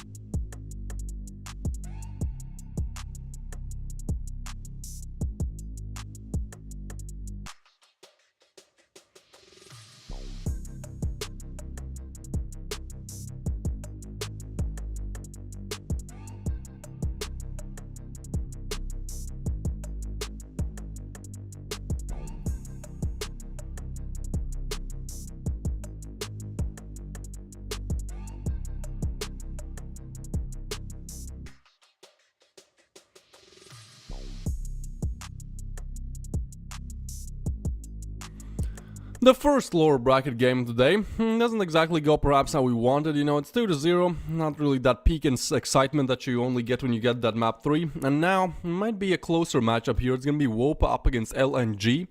We'll take a look at the bracket. Earlier today, Gen 1 win Heimo up against them 2-0 in the best of 3, so Gen 1 secured their spot, as we can see in the lower bracket semi-final here. So we gotta figure out who they're gonna be playing up against. And this is gonna be either WOPA or LNG. And I think this matchup is gonna be quite a close one, as I mentioned before. Both these teams kind of similarly ranked, to be honest. And so, yeah, should be a lot of fun. We have to remember that the winner of that matchup in lower bracket semis will play up against either Navi Junior or Drillers, so that's going to be a tough match as well. I think overall this United21 season is definitely one of the more difficult ones to convert. Like, this is no easy, you just end up in semifinals somehow. No, this is the long road, and especially for these teams, I mean, it's the lower bracket as well, so that makes things even more difficult. As again, our first matchup will be WOPA up against LNG. We're waiting to see what the map pick looks like. Well, I guess it's in the chat, but hey, if you don't want to spoil it yourself. Anubis and Ancient, of course. What other maps can we really have if Anubis and Ancient is in the map pool? I swear to God, man, I've seen so much Anubis and Ancient recently. I'm good for a couple more. I mean, not really my choice. But Finisher should be a banger, though. Third map, Inferno. Normally those third map Infernos are really fun to watch. I think Inferno is a great map where to end things off on. It's usually a lot of excitement, so I'm happy for that, but for now we're gonna have to get through the slew of Anubis and Ancient, and there's still a chance it's another 2-0, although I think for both these teams they are quite similarly ranked. Now, we can take a look at the stats perhaps. First pick is that of LNG, and it will be Anubis. For LNG on Anubis, it's actually not their best map by far. It's 5 wins and 6 losses. For WOPA, Anubis is 1 win and 3 losses. I guess they just picked a map where they thought, that WOPA will perform badly on. So, yeah, we're going to have Anubis. And after that, Ancient makes a lot more sense for WOPA. They've won it 13-8 recently up against Verdun. They have 2 wins, 0 losses for the side of LNG. It's one of their worst maps. 5 wins and 7 losses. And they lost up against Drillers 4-13 as well. So, yeah, probably going to be back-to-back. And then, hey, we head to that final map, Inferno. Well, not really looking the best for LNG. It's not really a map they prefer playing. Only 3 maps played, 1 win, 2 losses. So, not really much to write home about. And then for the side of WOPA, they have 0 wins and 1 loss. So, overall, I think that third map will be pretty funny if we get to it. But for now, I think we're getting started with our first one here. It will be the map pick of LNG. It will be Anubis, and we have arrived on yet another sand map.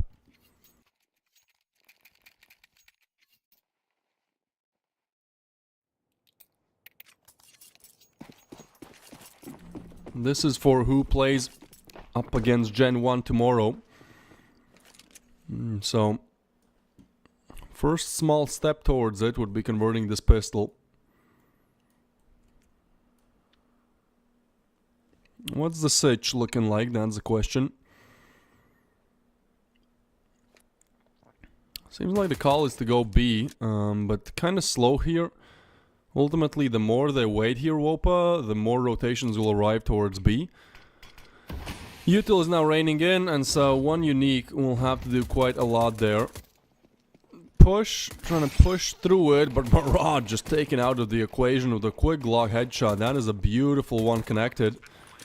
So as he falls, LNG pretty much have no chances to retake this one. I mean, I know it's just one impact frag, but what can you really do here?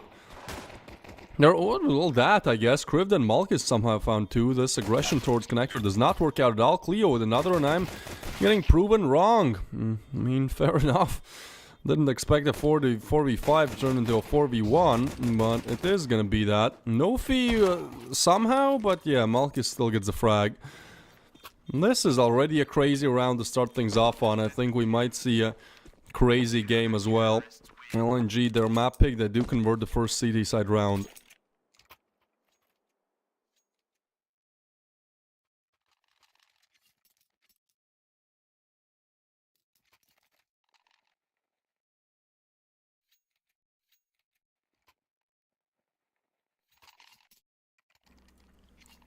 We're actually going to be seeing a force here on the side of WOPA. I kind of get it, like they get the plan, they're on the T side, like sure, go for it. But it will be looking quite disastrous if they're not able to convert. Economy wiped out.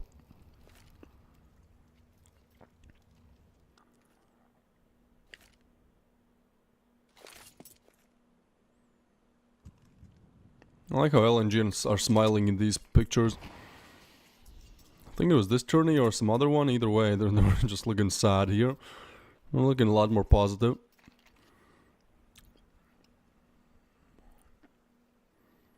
Looking to go towards A is WOPA, but the smoke is there. Nade laid on top. Does not deal a single point of damage, which is surprising. But WOPA just waiting out the smoke here and now. They will be going for it. It's the triple setup on the other side though, so no easy feat in any sense of the word. Murat 2K with the nade though. Ooh, but Malkis, yeah, that will be it. He's in a good position to get the double, so this force doesn't work out. With the bomb down, it means it'll just be the pistols heading into the next round.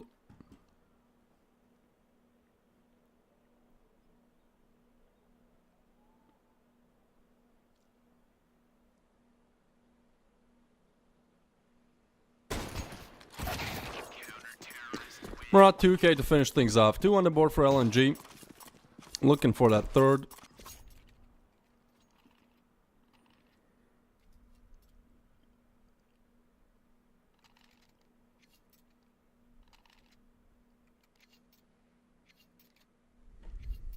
Certainly playing great so far.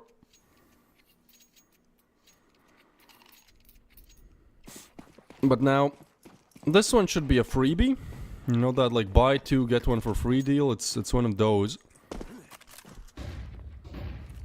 Ooh, Cleo, I mean this aggression is not needed and it seems like they cleared out together, retreat back.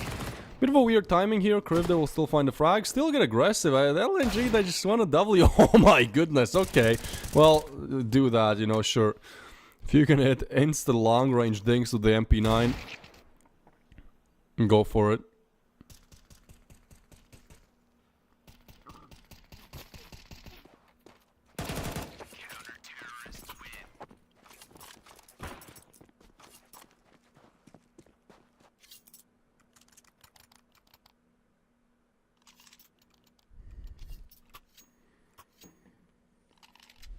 Well then, we'll have 3 on the board.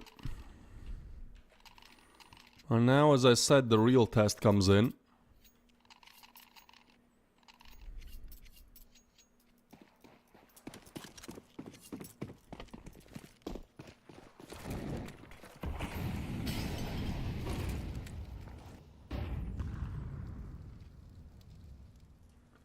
I have no idea what the idea is here.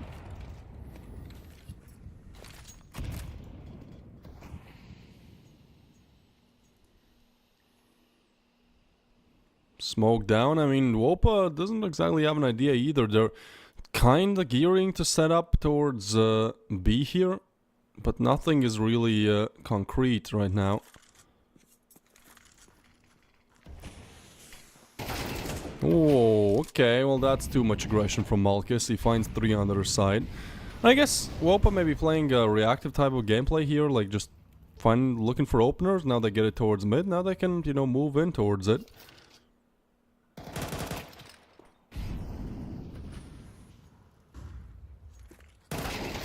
No, Prime ready for this as well, so still the player advantage is there, but one unique with the backstab, out of all things, gets the frag, actually decides to get away. And it will be the A-side attack. Krivda forced out in the open, it's a nice play with the Molly, and so now Cleo has to be the saving grace.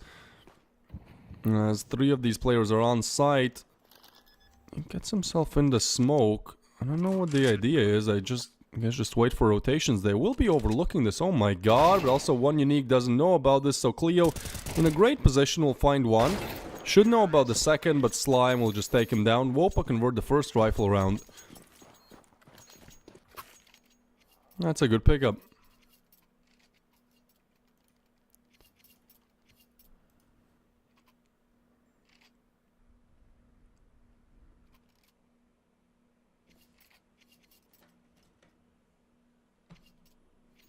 3-1 now, the scoreline. We've seen what can happen if you can't win your rifle v rifle rounds in the previous game, where Gen 1 just mauled over Hamo on Ancient. And obviously this is just a slow start, but when you lose this round, it also means you're sent back to a low buy. I think might even be an eco. It depends on the money here.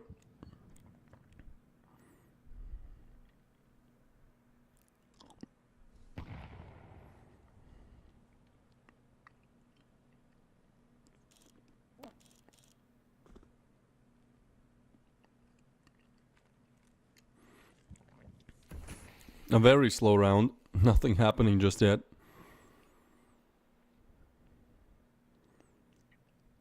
Ooh, Malchus, he got off that angle, but now if he peeks it again, might be in trouble.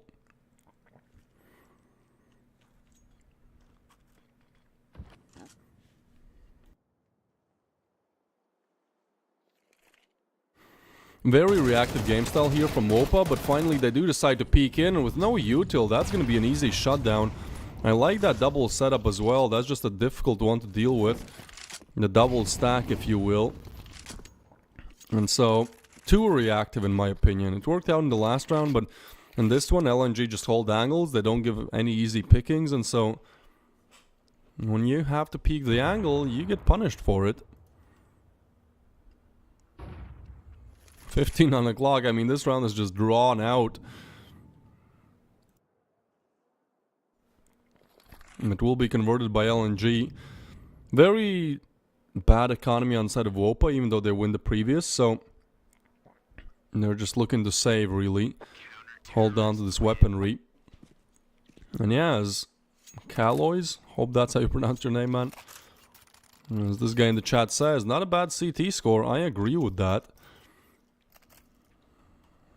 Quite a T-sided map. So 4 on the CT side. You still have 7 more rounds to go here. Like, this is looking like a real good opener from LNG.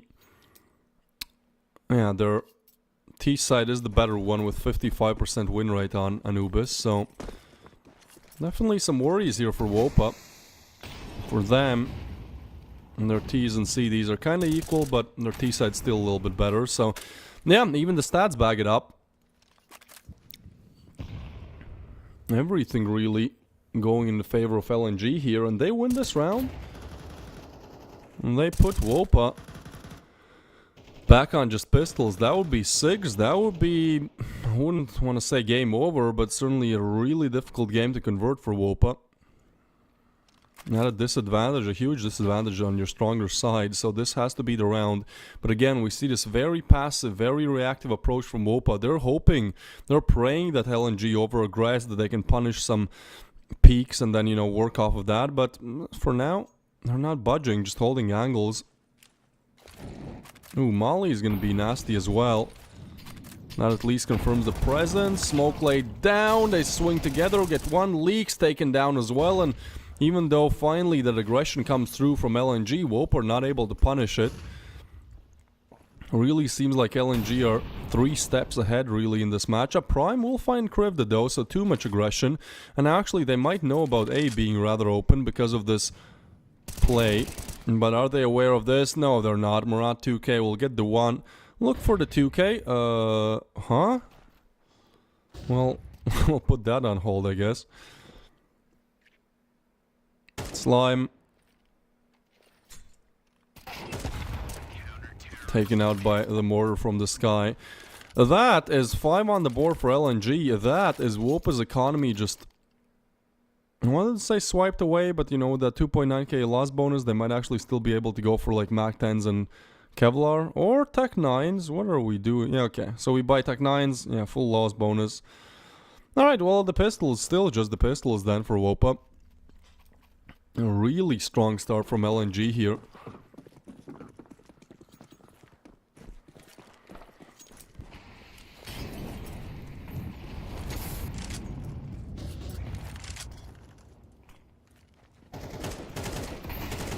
I would get kind of worried here with the things, with the way how things are going. Seems like Anubis. I know we're only 7 rounds in and you know some crazy comebacks can happen in tier 3, but this just seems like, again, LNG are just 3 steps ahead, not even 1, playing 4D chess here. And dealing with all the problems. Prime will be taken down by Cleo, and guess what? That's 6 on the board now for LNG. Looking really confident here.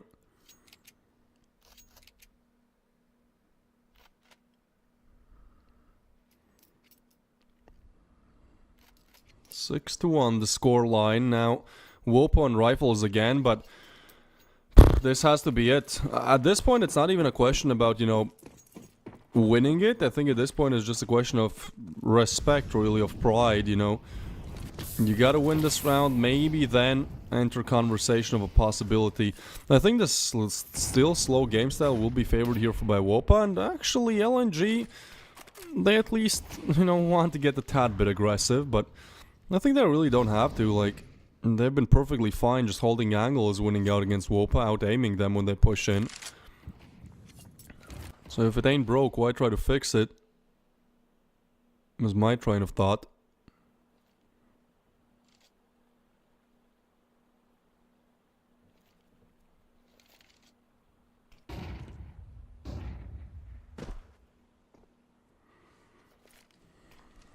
I mean, this attack just looks weak, for lack of a better word. Like, they're slowly clearing angles, but it's 50 seconds. Like, you will have to go for this execute, and LNG have the full read. They have 3 towards A. The setup is nice, but the aim is as well. Prime and Leaks get the 2 shots, and that's a round where they should be finally able to convert. Leaks over committed though, and ooh, Cleo and 1 unique with the frags. I cannot believe this, guys.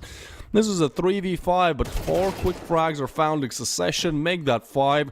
Cleo to finish things off, and yeah, that does seem like game. 7 on the board for LNG. Even when WOPA are given a bit of a freebie there, I mean, they get a bit lucky with those timings and the way how they crack open the side, but the refrags are just strong, they're there. Now, attack pause for WOPA, certainly need one after what just happens on a site. Even though they get the plant, they will be able to buy, but they just looks disastrous. LNG have woken up, have practiced aimbots for like 6 hours. And, you know, just hitting the servers. And the ground running, really. WOPA might have the worst T Anubis I've ever seen. I think it kind of works if you play against a team that's aggressive on the CT side, because that's what a lot of teams now do on Anubis, because, you know, you gotta have info, because rotations take so long. Like, a lot of teams resort to a rather aggressive CT side to get that info. And I think the way how WOPA are playing, you know, could work up against that setup, because then, you know, you just hold angles for the first minute, somebody peeks, overcommits, you kind of have the advantage on the angle. But yeah, LNG, I mean, they're a completely different approach to Anubis CD side here. They're just slow, they're cool, calm, collected. They're very good with calling rotations and calling where they need to be before, without really taking the aggressive peaks. And so, what this ends up being is, you know, minute wasted off the clock, no engagements made, and then you gotta execute on a fully stacked site, pretty much. One unique is really the only one here, you know, trying to be kind of aggressive, going for early peaks. But he hasn't been punished either. He has actually punished Prime, taking away almost half of his HP, so... Yeah, this T-side falls really flat. They just need the W key. Like, really, when the scoreline is 1-7, like, what you're doing is not working at all, so maybe try to just push in. This is gonna be this is an interesting one if no fee peaks. Actually, Malchus gets off the angle, re-peaks it. They might hear the scope. Question is, how do they deal with it? Ooh, okay, Nofi. Yeah, some aggression. Some executes coming in. Finally, 40 seconds on the clock, and they crack open the site. Surely not another. Previous round was converted into 3v5. This one, oh my god, they're doing it again. They punched too quickly back. Bomb still not planted. Slime does find 1. So these 2 CD players have to be the heroes. That nade won't touch anyone. 1 unique arrives slowly. The double setup from CT, but surely there's a setup that is Nafi with the frag through the smoke. Crib that gets lit up as well. And hey, that's WOPA with the second round on the board. So, a bit more spice, a bit more aggression in this round, and it does pay off. It's good to see. At least they get the second on the board. It's still such a long way to go here.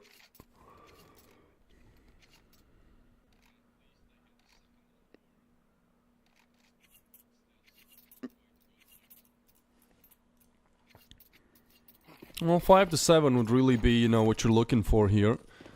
I guess they found that they can open up the B site, so maybe just looking for a repeat, you know, in a game where you're shut out of it. You just gotta figure out one thing that works and, you know, keep spamming it. I don't think they're gonna really find another way how to convert around. The way how things have been looking. That's Malkus. Well, LNG actually getting a bit more aggressive, but it still works out. But Prime from mid eliminates one unique. And that's an aggressive position found and punished. And now Murat. Oh, wait. Ooh, timing 4x3, but he still spots it. He was just in the edge of his screen, I think. Slime? Oh my god, that's insane. You see the upper and you re-peek him. That is confidence personified right there. Conversion comes through, just leaks and Nafi left in the 2v4. And yeah, that more of what we've seen. Leaks with a nice frag. The previous time I watched WOPA, he was really putting a lot of frags on the board. Individually a really skilled player. At least looked so in that game. This is a bit too much to ask. Murat to punish him. 8 on the board for LNG. Looking real solid right now.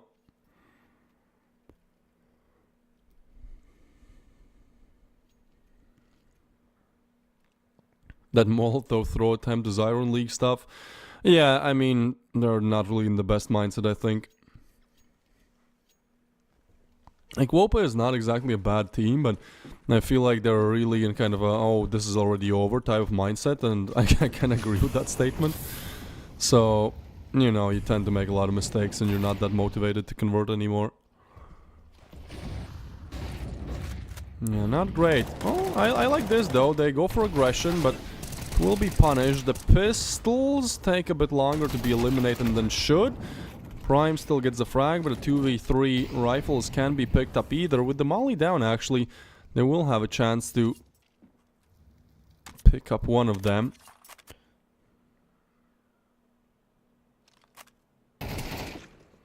Ooh, Krivda is there to punish though, and Slime gets the first. A 1v3 then.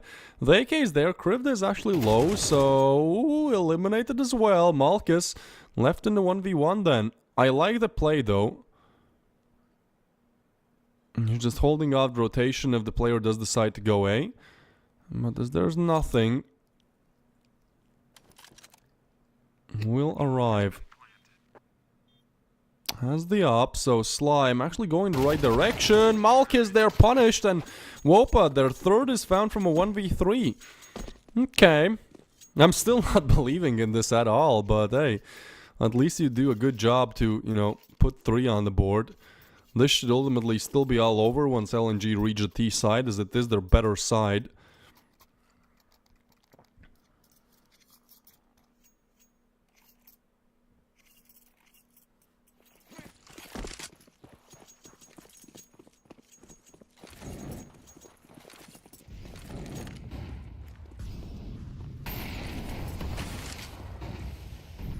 Push through the smoke.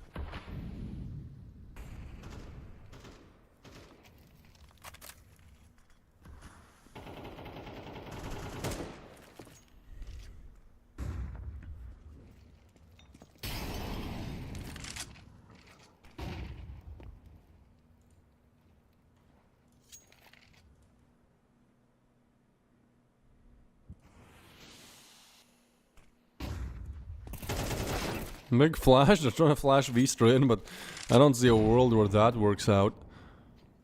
It does reveal that it's a rather heavy ace setup, so maybe WOPA can work with that, but again, they're playing really reactive here, so even though they get the info, they don't really, you know, brute force B here. They just look to go slowly towards mid, no util, and yeah, I mean, this D side has looked really dry.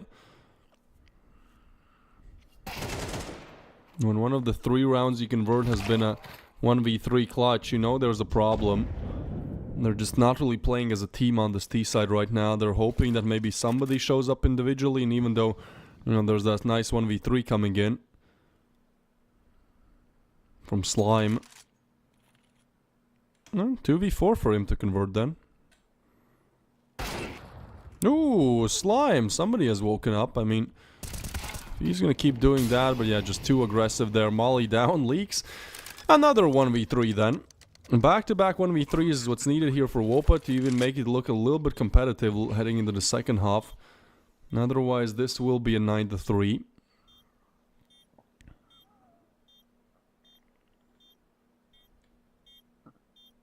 They're slow with this what is... Guys? 20 seconds, like, you kind of have to go here. Malkus arrives as well. They were expecting Leaks to peek, but he just stays on site, stays strong, does get one, but that's gonna be it. And surely there's a kit, right? Yep, there is.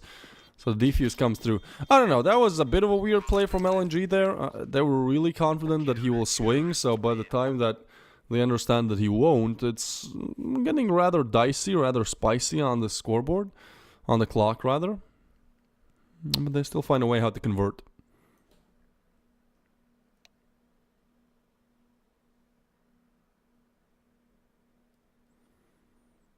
So 9-3. I mean, if there's any juice left to squeeze here for WOPA, it has to start with this pistol, really.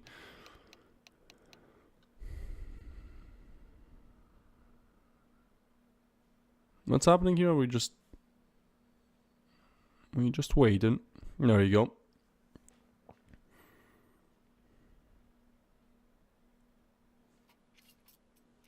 All right. I'm excited to see the pistols then. But ultimately, I think WOPA already have to figure out how to play Ancient, because LNG have like a 60% win rate on the T side on Anubis, if I'm correct. Certainly a bigger one than their CT side, so... You gotta be quick, you gotta be clinical, and you gotta be consistent. And those are three things that WOPA have not been in the first half. As the push comes through towards mid, Prime, well, he hears this, info is there. Problem is there's, oh wait, they're going B, wait, this gets interesting. Prime in a good position but overrun. Instead of going B, they choose to go towards CT and then to A, so just completely bamboozling everyone here. And yeah, this is all over, isn't it? At least in the pistol. Krivda is aware of this as well, gets the dink in, doesn't even have to repeat, jumps down, that's a tilter. Veester found as well, coming in from all directions, he will get one, but that's just Slime left in the 1v4, and I think we have the double digits for LNG here.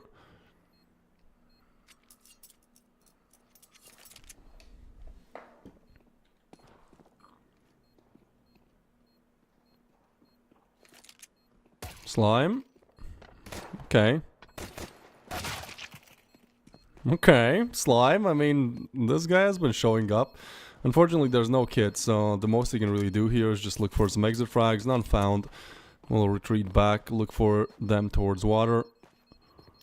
But the double digits have been reached by LNG, and what's more, this round... I guess WOPA will force, but that will probably just put them in a position where 12 is put on the board by LNG. Has been looking real dominant as for now.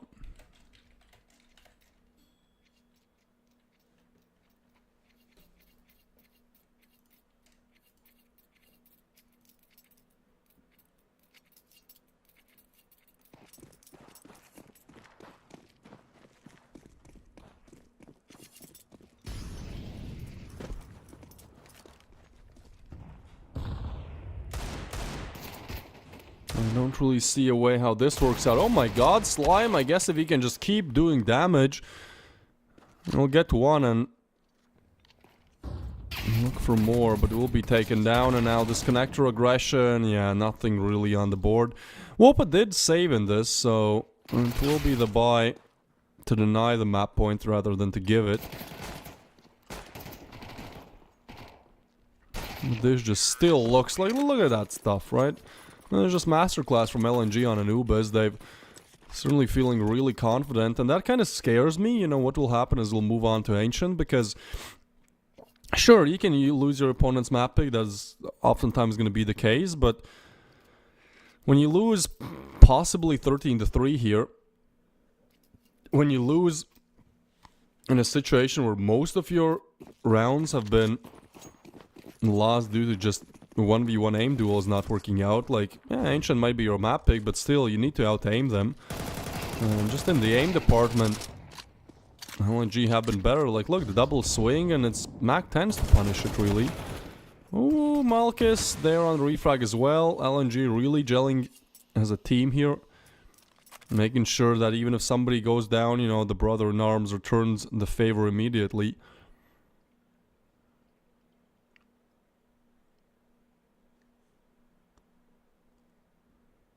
So just Vistra and Slime.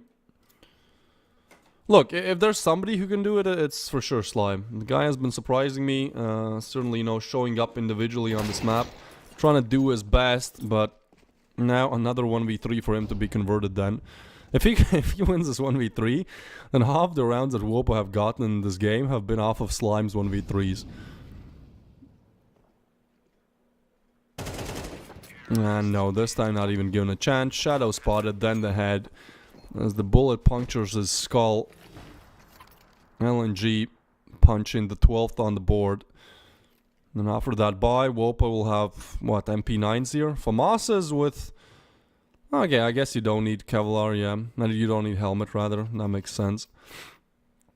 You're up against AKs anyways. Well, I think this game is rather over, isn't it? One of the quicker games we've had, I believe, ends in around 30 minutes, which... yeah, is very one-sided for now.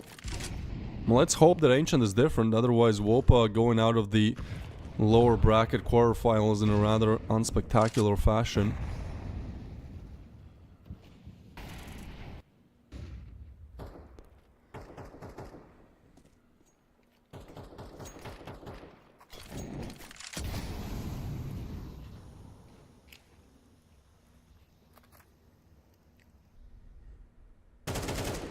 Murat. I'm just doing it alone, like this is what we've seen. Although aim will be there to convert to. AK picked up now as well. Not bad, a lot of damage with the utilities.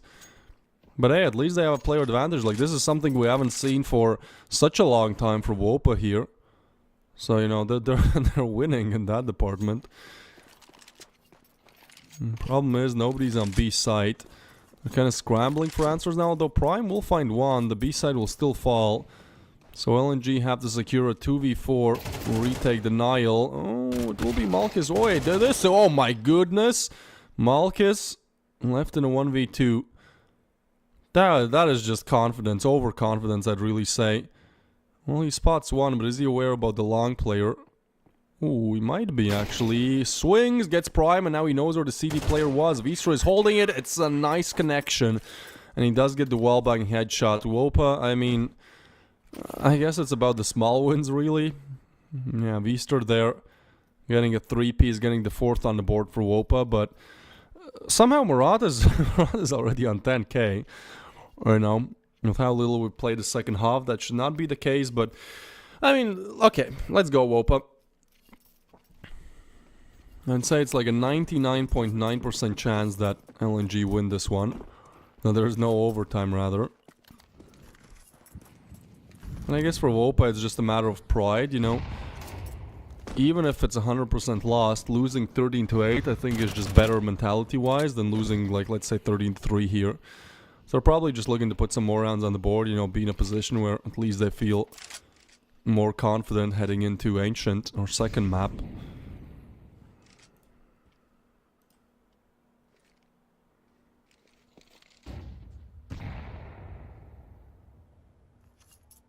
Smoke will begin to fade. Vistra is there. He really has been the hero, but overwhelmed through the flash. What?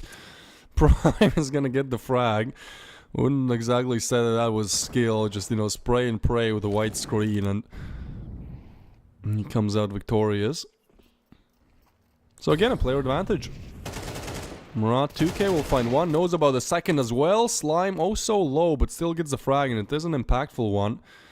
As now Malchus will be looking for the refrag. It's 45 seconds to go and nobody's towards mid. And this will now be known. Malchus still stays on the up actually. But... Ooh... Actually not accounting for this. Slowly swinging in. The timing... But it does mean that A side has been found open. Malchus has the bomb though, so has to be careful as he waits for Cleo's rotation to arrive. They're so sure that nobody is long. It is the right call. Not exactly sure how they get the info that, you know, A is just open, but...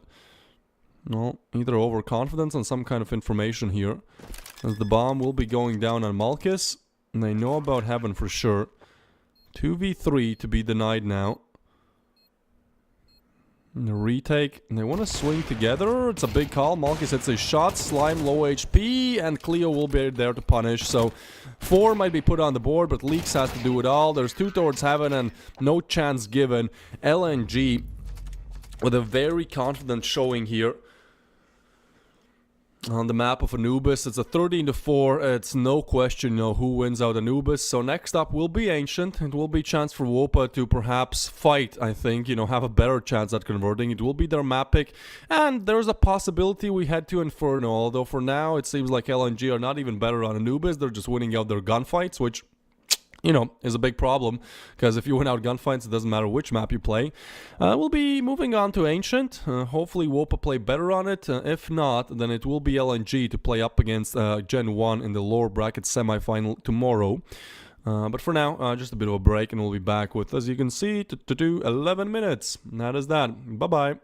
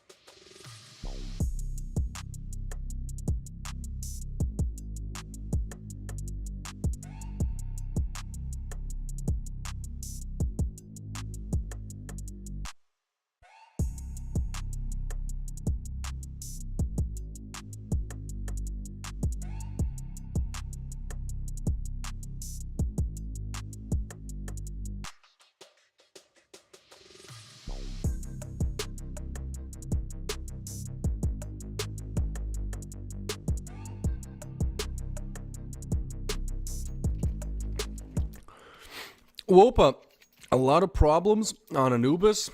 Ends with a rather unspectacular scoreline, 4-13. Now it is going to be their map pick and a chance to at least make it a closer game. With everything we've seen from LNG on the first map, I think they are still the favorites even on WOPA's map pick. But maybe WOPA can open up good with the pistol converted. Util will be coming in, but I mean LNG kind of ahead of this. Do have the rotations in place already. It's the dualies. Oh my goodness, no way Malkus just does that. The flash from Marat was perfect. And so this B attack is shut down. You've wasted your util as well. Your best call is to go A. The rotation will already be there, and that is a nice play by Krivda. He relocates towards long, which ultimately means, I mean, this position goes uncleared so many times, they'll probably looking to stick the bomb ASAP. So, yep, that's a tap. That's denied. Krivda on the scoreboard for 1, looking for the double. Prime tagged up as well. So, LNG really looking to even pick up the pace as we move on to Ancient. It's the CT side again on a map where the T side is normally the stronger one. And for WOPA, this is disastrous because you need a strong start, right? After what happens on Anubis, you need to put it behind you. You need to be in a mindset where you're thinking, okay, you know, Anubis was Anubis, and Ancient we at least look strong, but then lose the pistol, and that's bad for a multitude of reasons.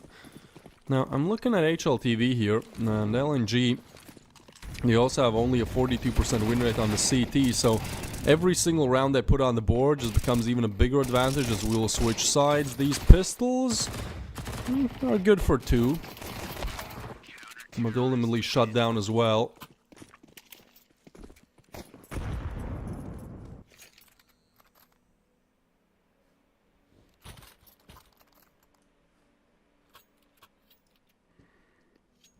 So 2 on the board, and again, this CD side is really just bonus rounds for the side of LNG, as the side is where they excel on Ancient. On the side of WOPA,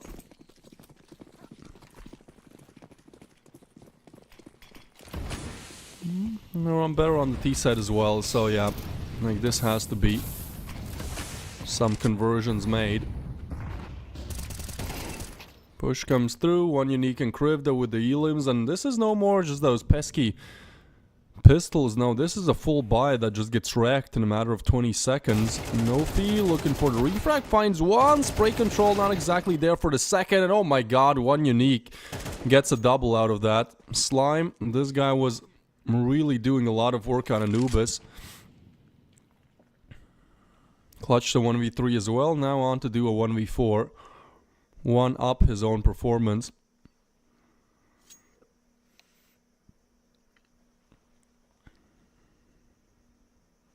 It doesn't have the bomb. Doesn't have the cash to go for this either. I think he's just looking to save.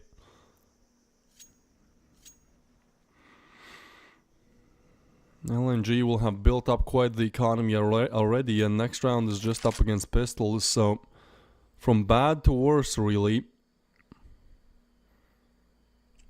Especially with LNG having like a 58% win rate on the T side. Horrible timing. Having like a 4 to 58% win rate on the T side, like again, these CT rounds are just bonus rounds, and if they convert this rather easy one up against pistols, they've gotten 4, which is, you know, already almost what should be enough. This is just looking so dominant from LNG.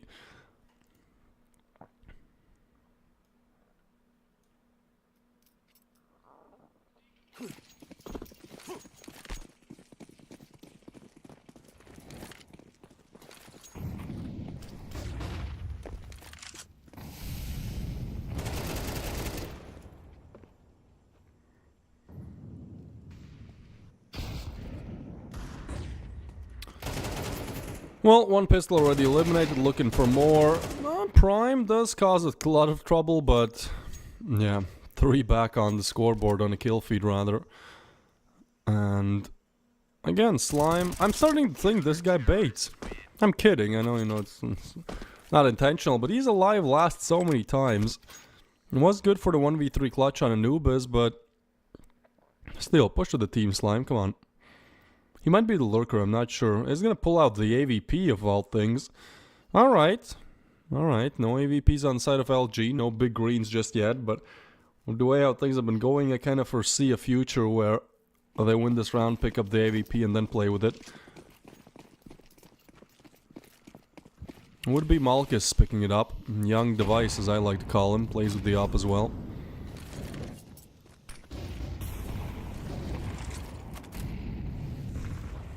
Push will come through towards mid. It's aggression, and this is just shut down by LNG.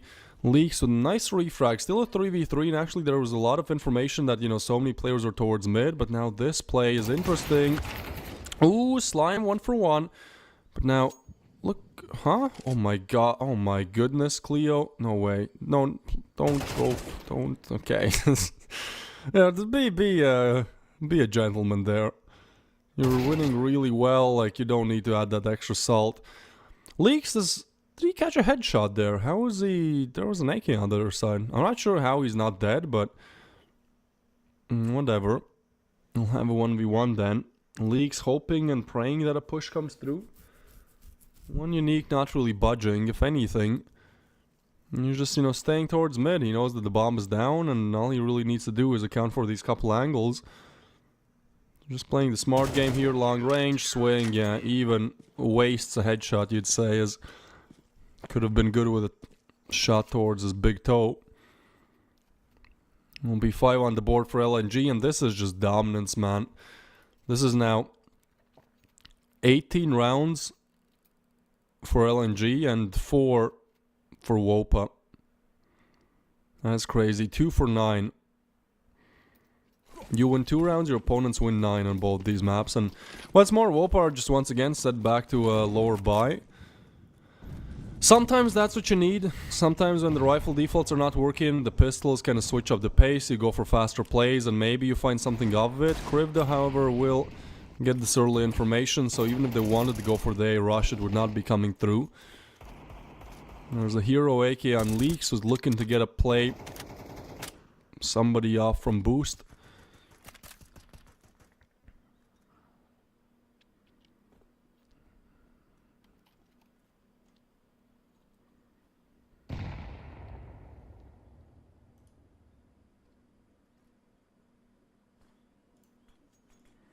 Well, alright then.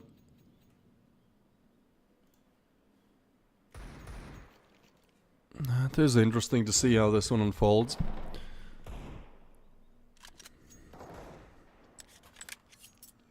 LNG just again, they have amazing reads. We saw this on Anubis as well, where they start on the CT side and they're just always 2 steps ahead, really. Like, they call this perfectly. They have 3 towards B.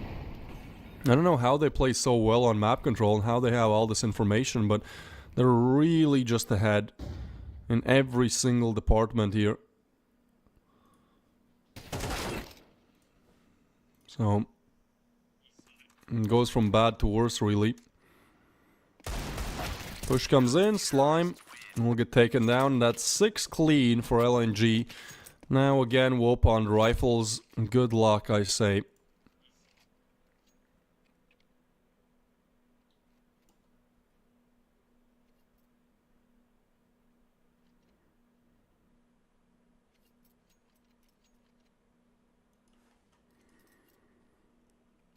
No timeouts either for WOPA here. They're just raw dogging this loss, really. Like, nothing really called. They're just like, okay, well, another round then. Another round. Gambler's mentality, really. I don't want to trash them too much, but man, is this a big issue. Just have not found the opportunities anywhere. That, as I say that, will at least be Nofi opening things up. Now Cleo goes a little bit overlooked, so he gets one. Decides to stay aggressive, tucks in the corner, smoke down. And that's a good execute. At least something. Prime wants this frag, fully flashed. Oh my god, no. Okay, he gets it. Krivda meanwhile eliminates mid. So Marat knows about this as well, kills Nofi, and now a 2v3 Prime and Slime to do it all. It might rhyme, but they will not get this one. Oh my god, it's the 7th, isn't it? Even when they plan the bomb, which seems like a victory in itself, unless this wallbang from Slime can come through when they defuse, then nothing else will be given. Sure, you might save the op, if even that is a chance given. Flash, but they don't pursue it. 7 for LNG, and this just seems like it's all over.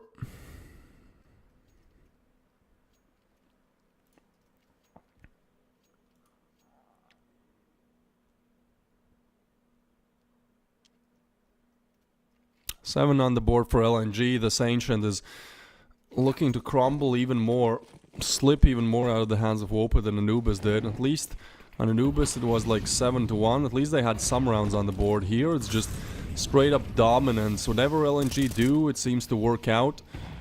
And even when they lose that early play, or even when WOPA get the plan, the retakes are still there. And yeah, LNG have been going for some overconfident plays, you'd say, but it makes sense, although... another chance to crack open that B bomb site. Mara 2k now. Tries to get away, tries to deal some damage. He's really caught in a bad position. Somehow still gets one out of that. But a 2v4, surely this is WOPA finally converting. I think LNG just calling to save here. Although they have been overconfident at times, they have been quite careful with their economy, so...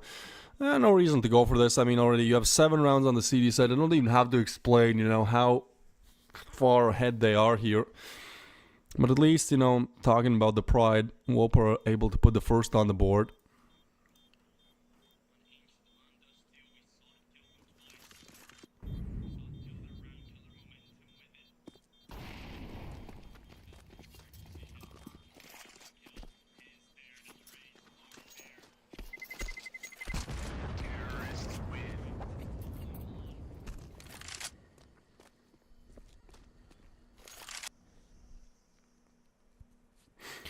Alright, first round on the board for WOPA. Don't really know if there's more where that came from.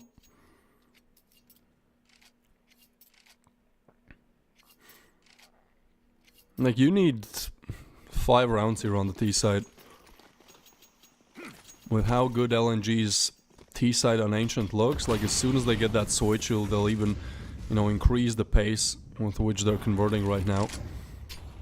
So you need every single advantage you can really get here.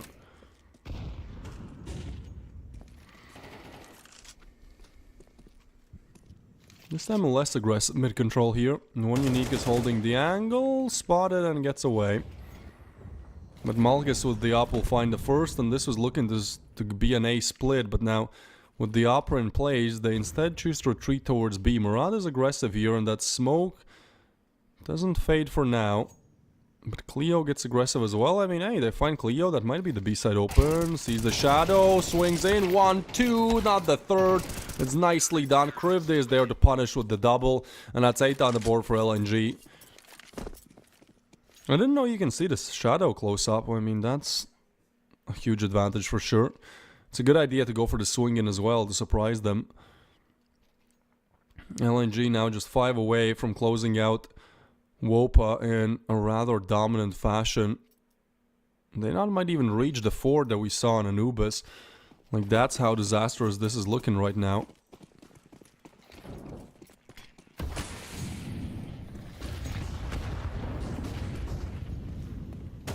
Alright, once again towards mid, and one unique with the 1. Refrags are there, and again, it just seems like they're always, you know, just one up them. They always kind of get the player advantage out of it, and even when they don't, they're able to convert in clutch situations, so really everything going their way.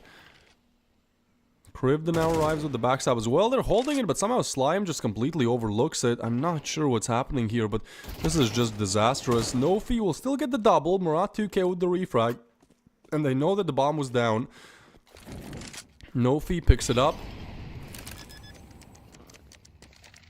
Punches in the digits. They run through the molly. Yeah, that is overconfidence. But Nofi now worried that there might be a backstab. Tries to clear out from his back. Instead, Malchus has arrived from cave.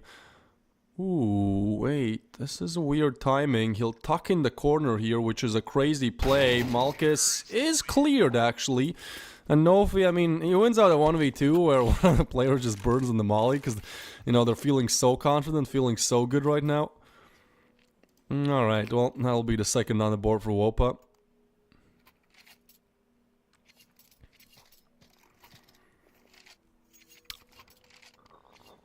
Yeah, Chad, I know, like, I'm surprised to see this type of performance from WOPA as well, because the previous game that I watched from them, I think it was in United21 as well, like they looked a lot stronger, they at least looked competitive. Here they win 1v2s because, you know, somebody decides to push through the molly because they feel so confident. Nofi, but again, just one step ahead. Even with the opening frag, you still get a chance to remain in that player advantage. And so WOPA, like, out of the 5 rounds they've won on both maps, 2 have been a 1v3 clutch and then a 1v2 clutch, I believe, and maybe even a third clutch there as well. So, like, literally the team is not working as a unit at all, so you gotta depend on someone showing up individually. And look at this confidence, really. Cleo should have gotten that frag. Slime's on non-existent HP, but they will take the site. And Cleo arrives, like, Cleo could have easily pushed there. That's the thing, like, they're just not gelling as a team right now. 2 players so low, but are they calling? Yeah, they're calling the save. I mean, it's not exactly the call they wanted to make, but seems like WOPA will find the third.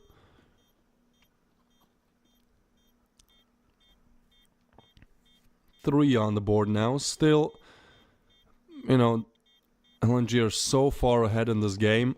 We have to remember they're playing on their worst side here. T side is like a 58 or 60% win rate for WOPA. For LNG, excuse me. So, you know, as soon as we switch sides, again, LNG will have the round favor, no matter if WOPA win the last one here or not. And not only they'll have the round favor, they also have the easier side to play on. So, you know, I am still confident this is a 2-0. But at least giving WOPA the benefit of the doubt, I guess.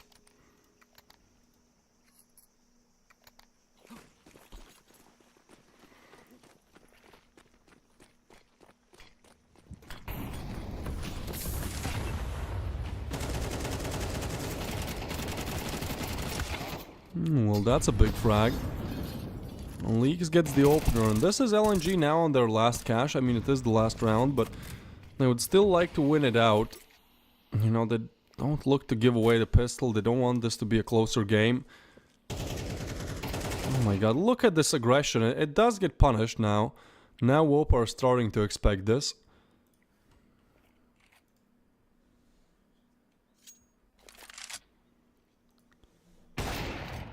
Ooh, Malk is punished as well, and the double spray down won't be there, so just Kribda left in the 1v3.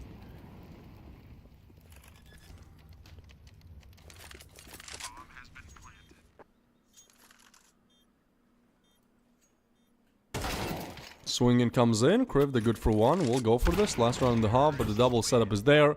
Slime to get the op shot, WOPA to get the 4th. A very bad T performance regardless, but at least they win out those last 3 rounds and make it look somewhat competitive.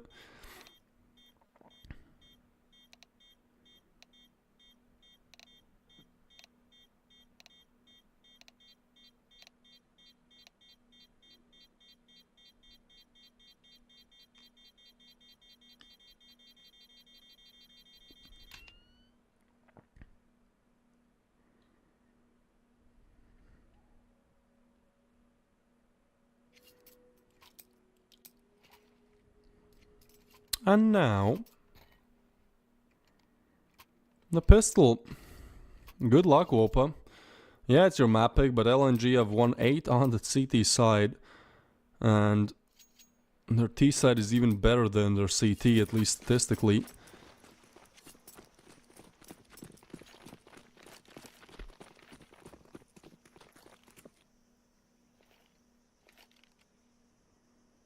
They had no business. Yeah, I know. I mean, a lot of these rounds have just fallen, slipped through the fingers of WOPA. That's why they lose 13-4 on Anubis. That's why this is an 8-4. Heading towards A prime. I don't know about this spot. The flash comes in. It's a nice pickup. He dangles around. Ooh, Slime and Prime. The dynamic duo that rhymes will get 3. Alright. Okay, WOPA.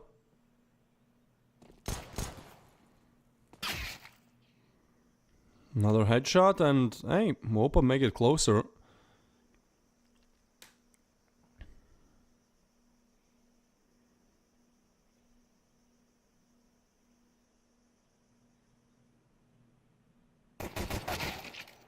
We're still far away from any kind of a conversion, but yeah, that pistol is really falls flat. WOPA will put the 5th on the board, and LNG will probably just go Glocks only here. So, effectively making it a 2-round game from being 1 to 8 down. Not too bad, but I still don't believe.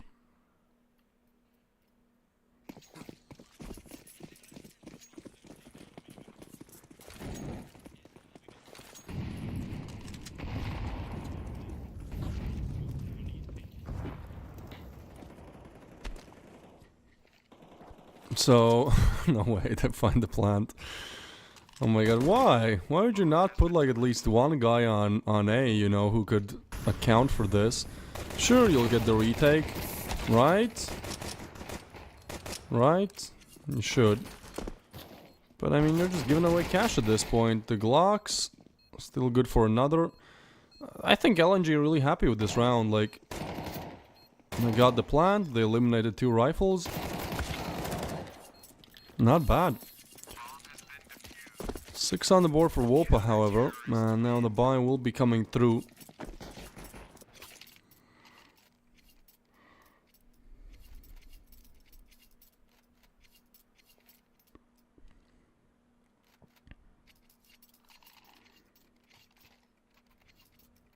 Yeah, like, look at the economy of WOPA here, like... They lost 2 rifles in the previous, which ultimately means that I think if they lose this round, it's... them being on pistols. Isn't it?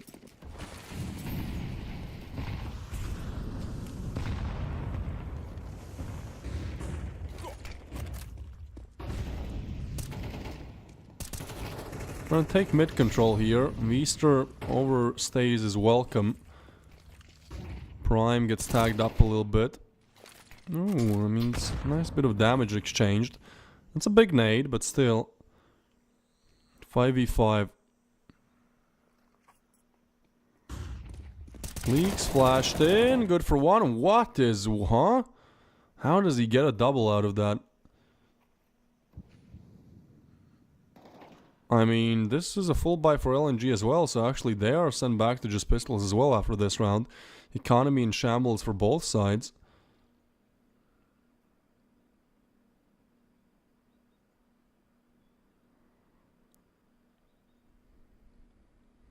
This is not impossible to convert. But we'll need a nice opening frag. B side is somewhat left open. Leaks is just doing that. Malkus meanwhile finds one, but Leaks is good even on the low HP. To find a full elim on Krivda. And now Bomb is still on Malkus, so if they want to go for B, I mean, he has to be so quick here. I don't know what the idea is really. I guess Malkus is going towards long. Well, it's not a lot of time left. 14 seconds. Malkus has to clear out all of these angles. So he will lay down the molly. They're looking to push B to plant on it. The swing comes in. It's the first, but 5 seconds. He got a plant. They still get it. Is there time to plant? Oh, oh my god, they lose it. That could have been a conversion. They get the plant, but yeah, they lose the round. This is starting to look strugglesome for LNG.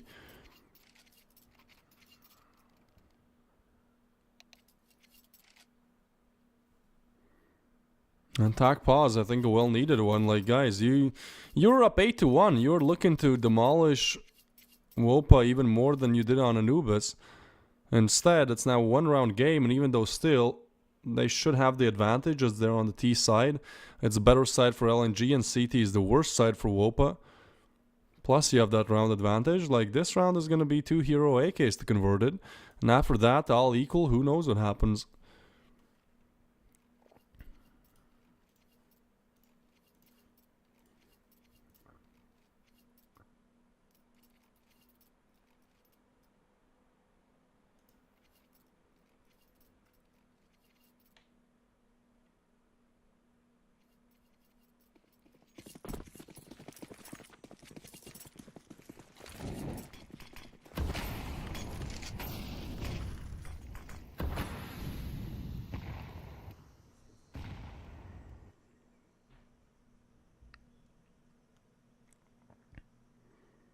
This is gonna be the setup towards A. That's how they got the plant in the Glock round. Looking to do it again, perhaps. Slime in a good position to get the first, gets off the angle, and now smoke down as well. WOPA are reading this quite well.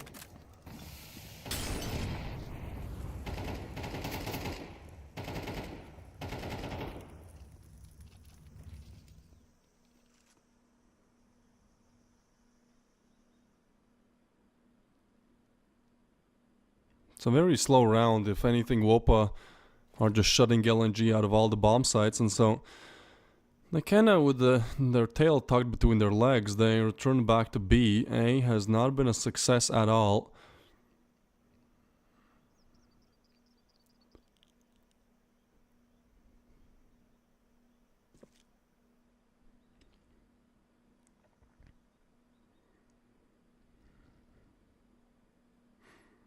Leaks holding the angle, Murat moving in, Shadows seen, easily dealt with, and that's one.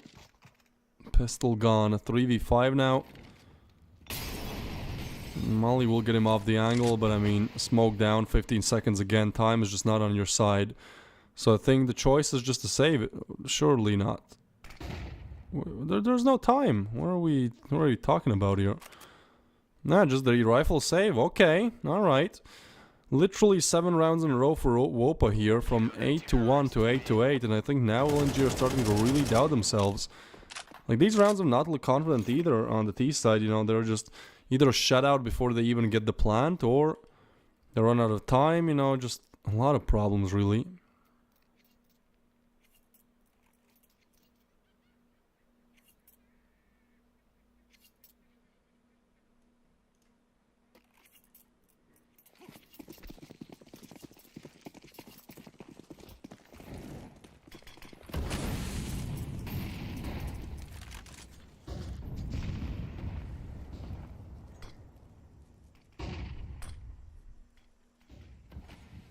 Well, this has a bit for LNG, you know. This starts to look real troublesome, although Slime's op is eliminated.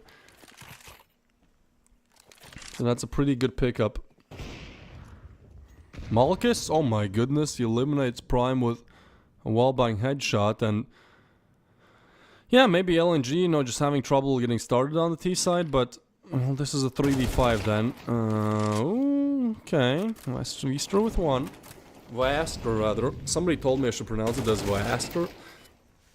It sounds like I'm just, you know, making fun of his name, but yes, it is true. Alright, Malgus and Krivda still with the frags. Vaster.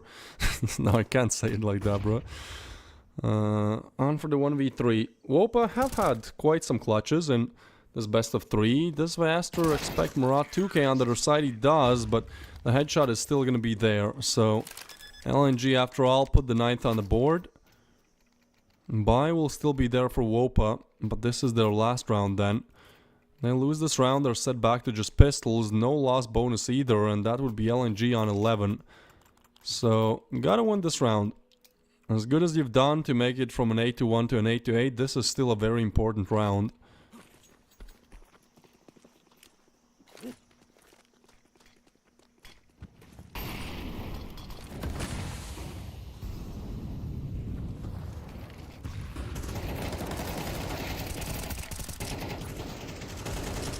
Okay, Prime gets a shot, Cleo with another, looking for more, picking up the M4 as well, swinging in, one unique to get the frag.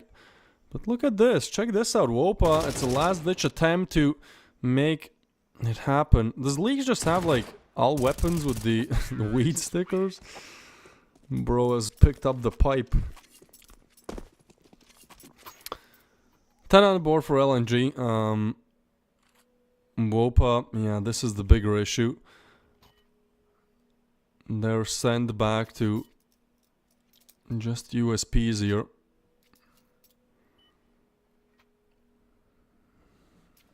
I respect that they make this better showing.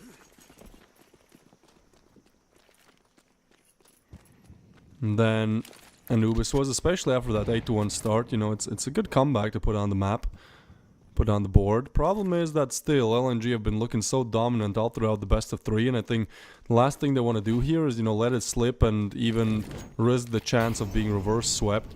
It's a standard push with the pistols from long, and that is just shut down. Almost the ace there. Malkus will deliver the finishing blow. 11 on the board for LNG.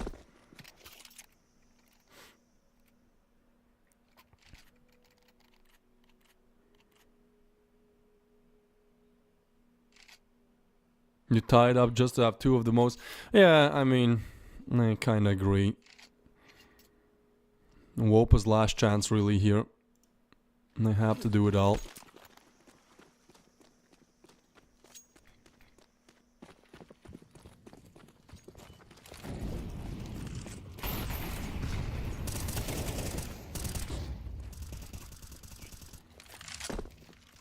This is do or die, and Cleo does find the opening pig, but leaks with a quick refrag. Cleo with another, is that a wall bang? Oh my god, that's a tilder, and he's looking for, oh my god, that's 2 through the wall. WOPA, they're just getting shut out. Everyone making the same mistake, and that has really been the theme. I mean, team play has been a huge problem for WOPA, and that's one of the reasons why they can't do anything on Anubis, really. So they're relegated back to just, you know, Slime doing it all. And this guy was great on Anubis, on Ancient, and has been Leaks kind of picking up the pace. But 12th on the board, and it also means you have 2.9k loss bonus, which, I don't know, MP9s? MP9s, I guess. And that's if you choose not to get any util, really. Oh boy. It's a weird comeback for sure. I wouldn't say weird, but it's like a useless one. Still, you can't do exactly, you know, why did you come back? Obviously because we wanted to win, but as soon as they equalize, they just cannot put themselves in the lead. I don't think they've been in the lead here for a single round. Yeah, I mean, on Anubis, LNG won the pistol. After that, they remained in the lead, and here we've seen the same, really. Map point, match point for LNG.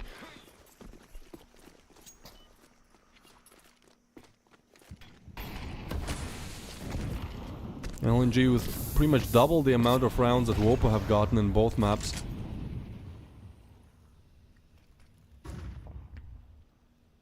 Should be it. Malkus finds Nofi. And yeah, it's gonna be a FAMAS, 2 MP9s, and now 1 pistol eliminated already.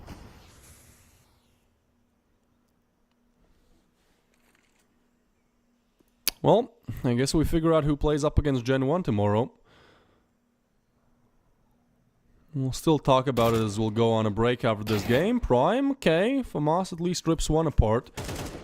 Now this is still gonna be the shutdown, and that's where it ends, really. Slime again, last one alive. Now I really start to think he's baiting, like he's just last one alive. Could be just timing and luck and whatnot, but my guy is always finding himself in clutches.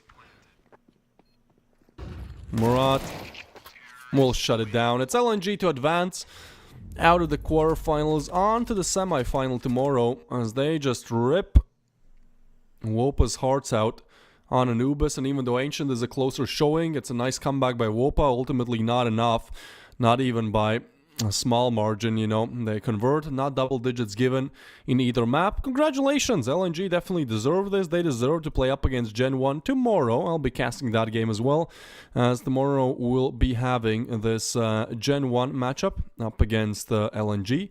And then also, I think we can take a look at the bracket. Production, is this possible, please?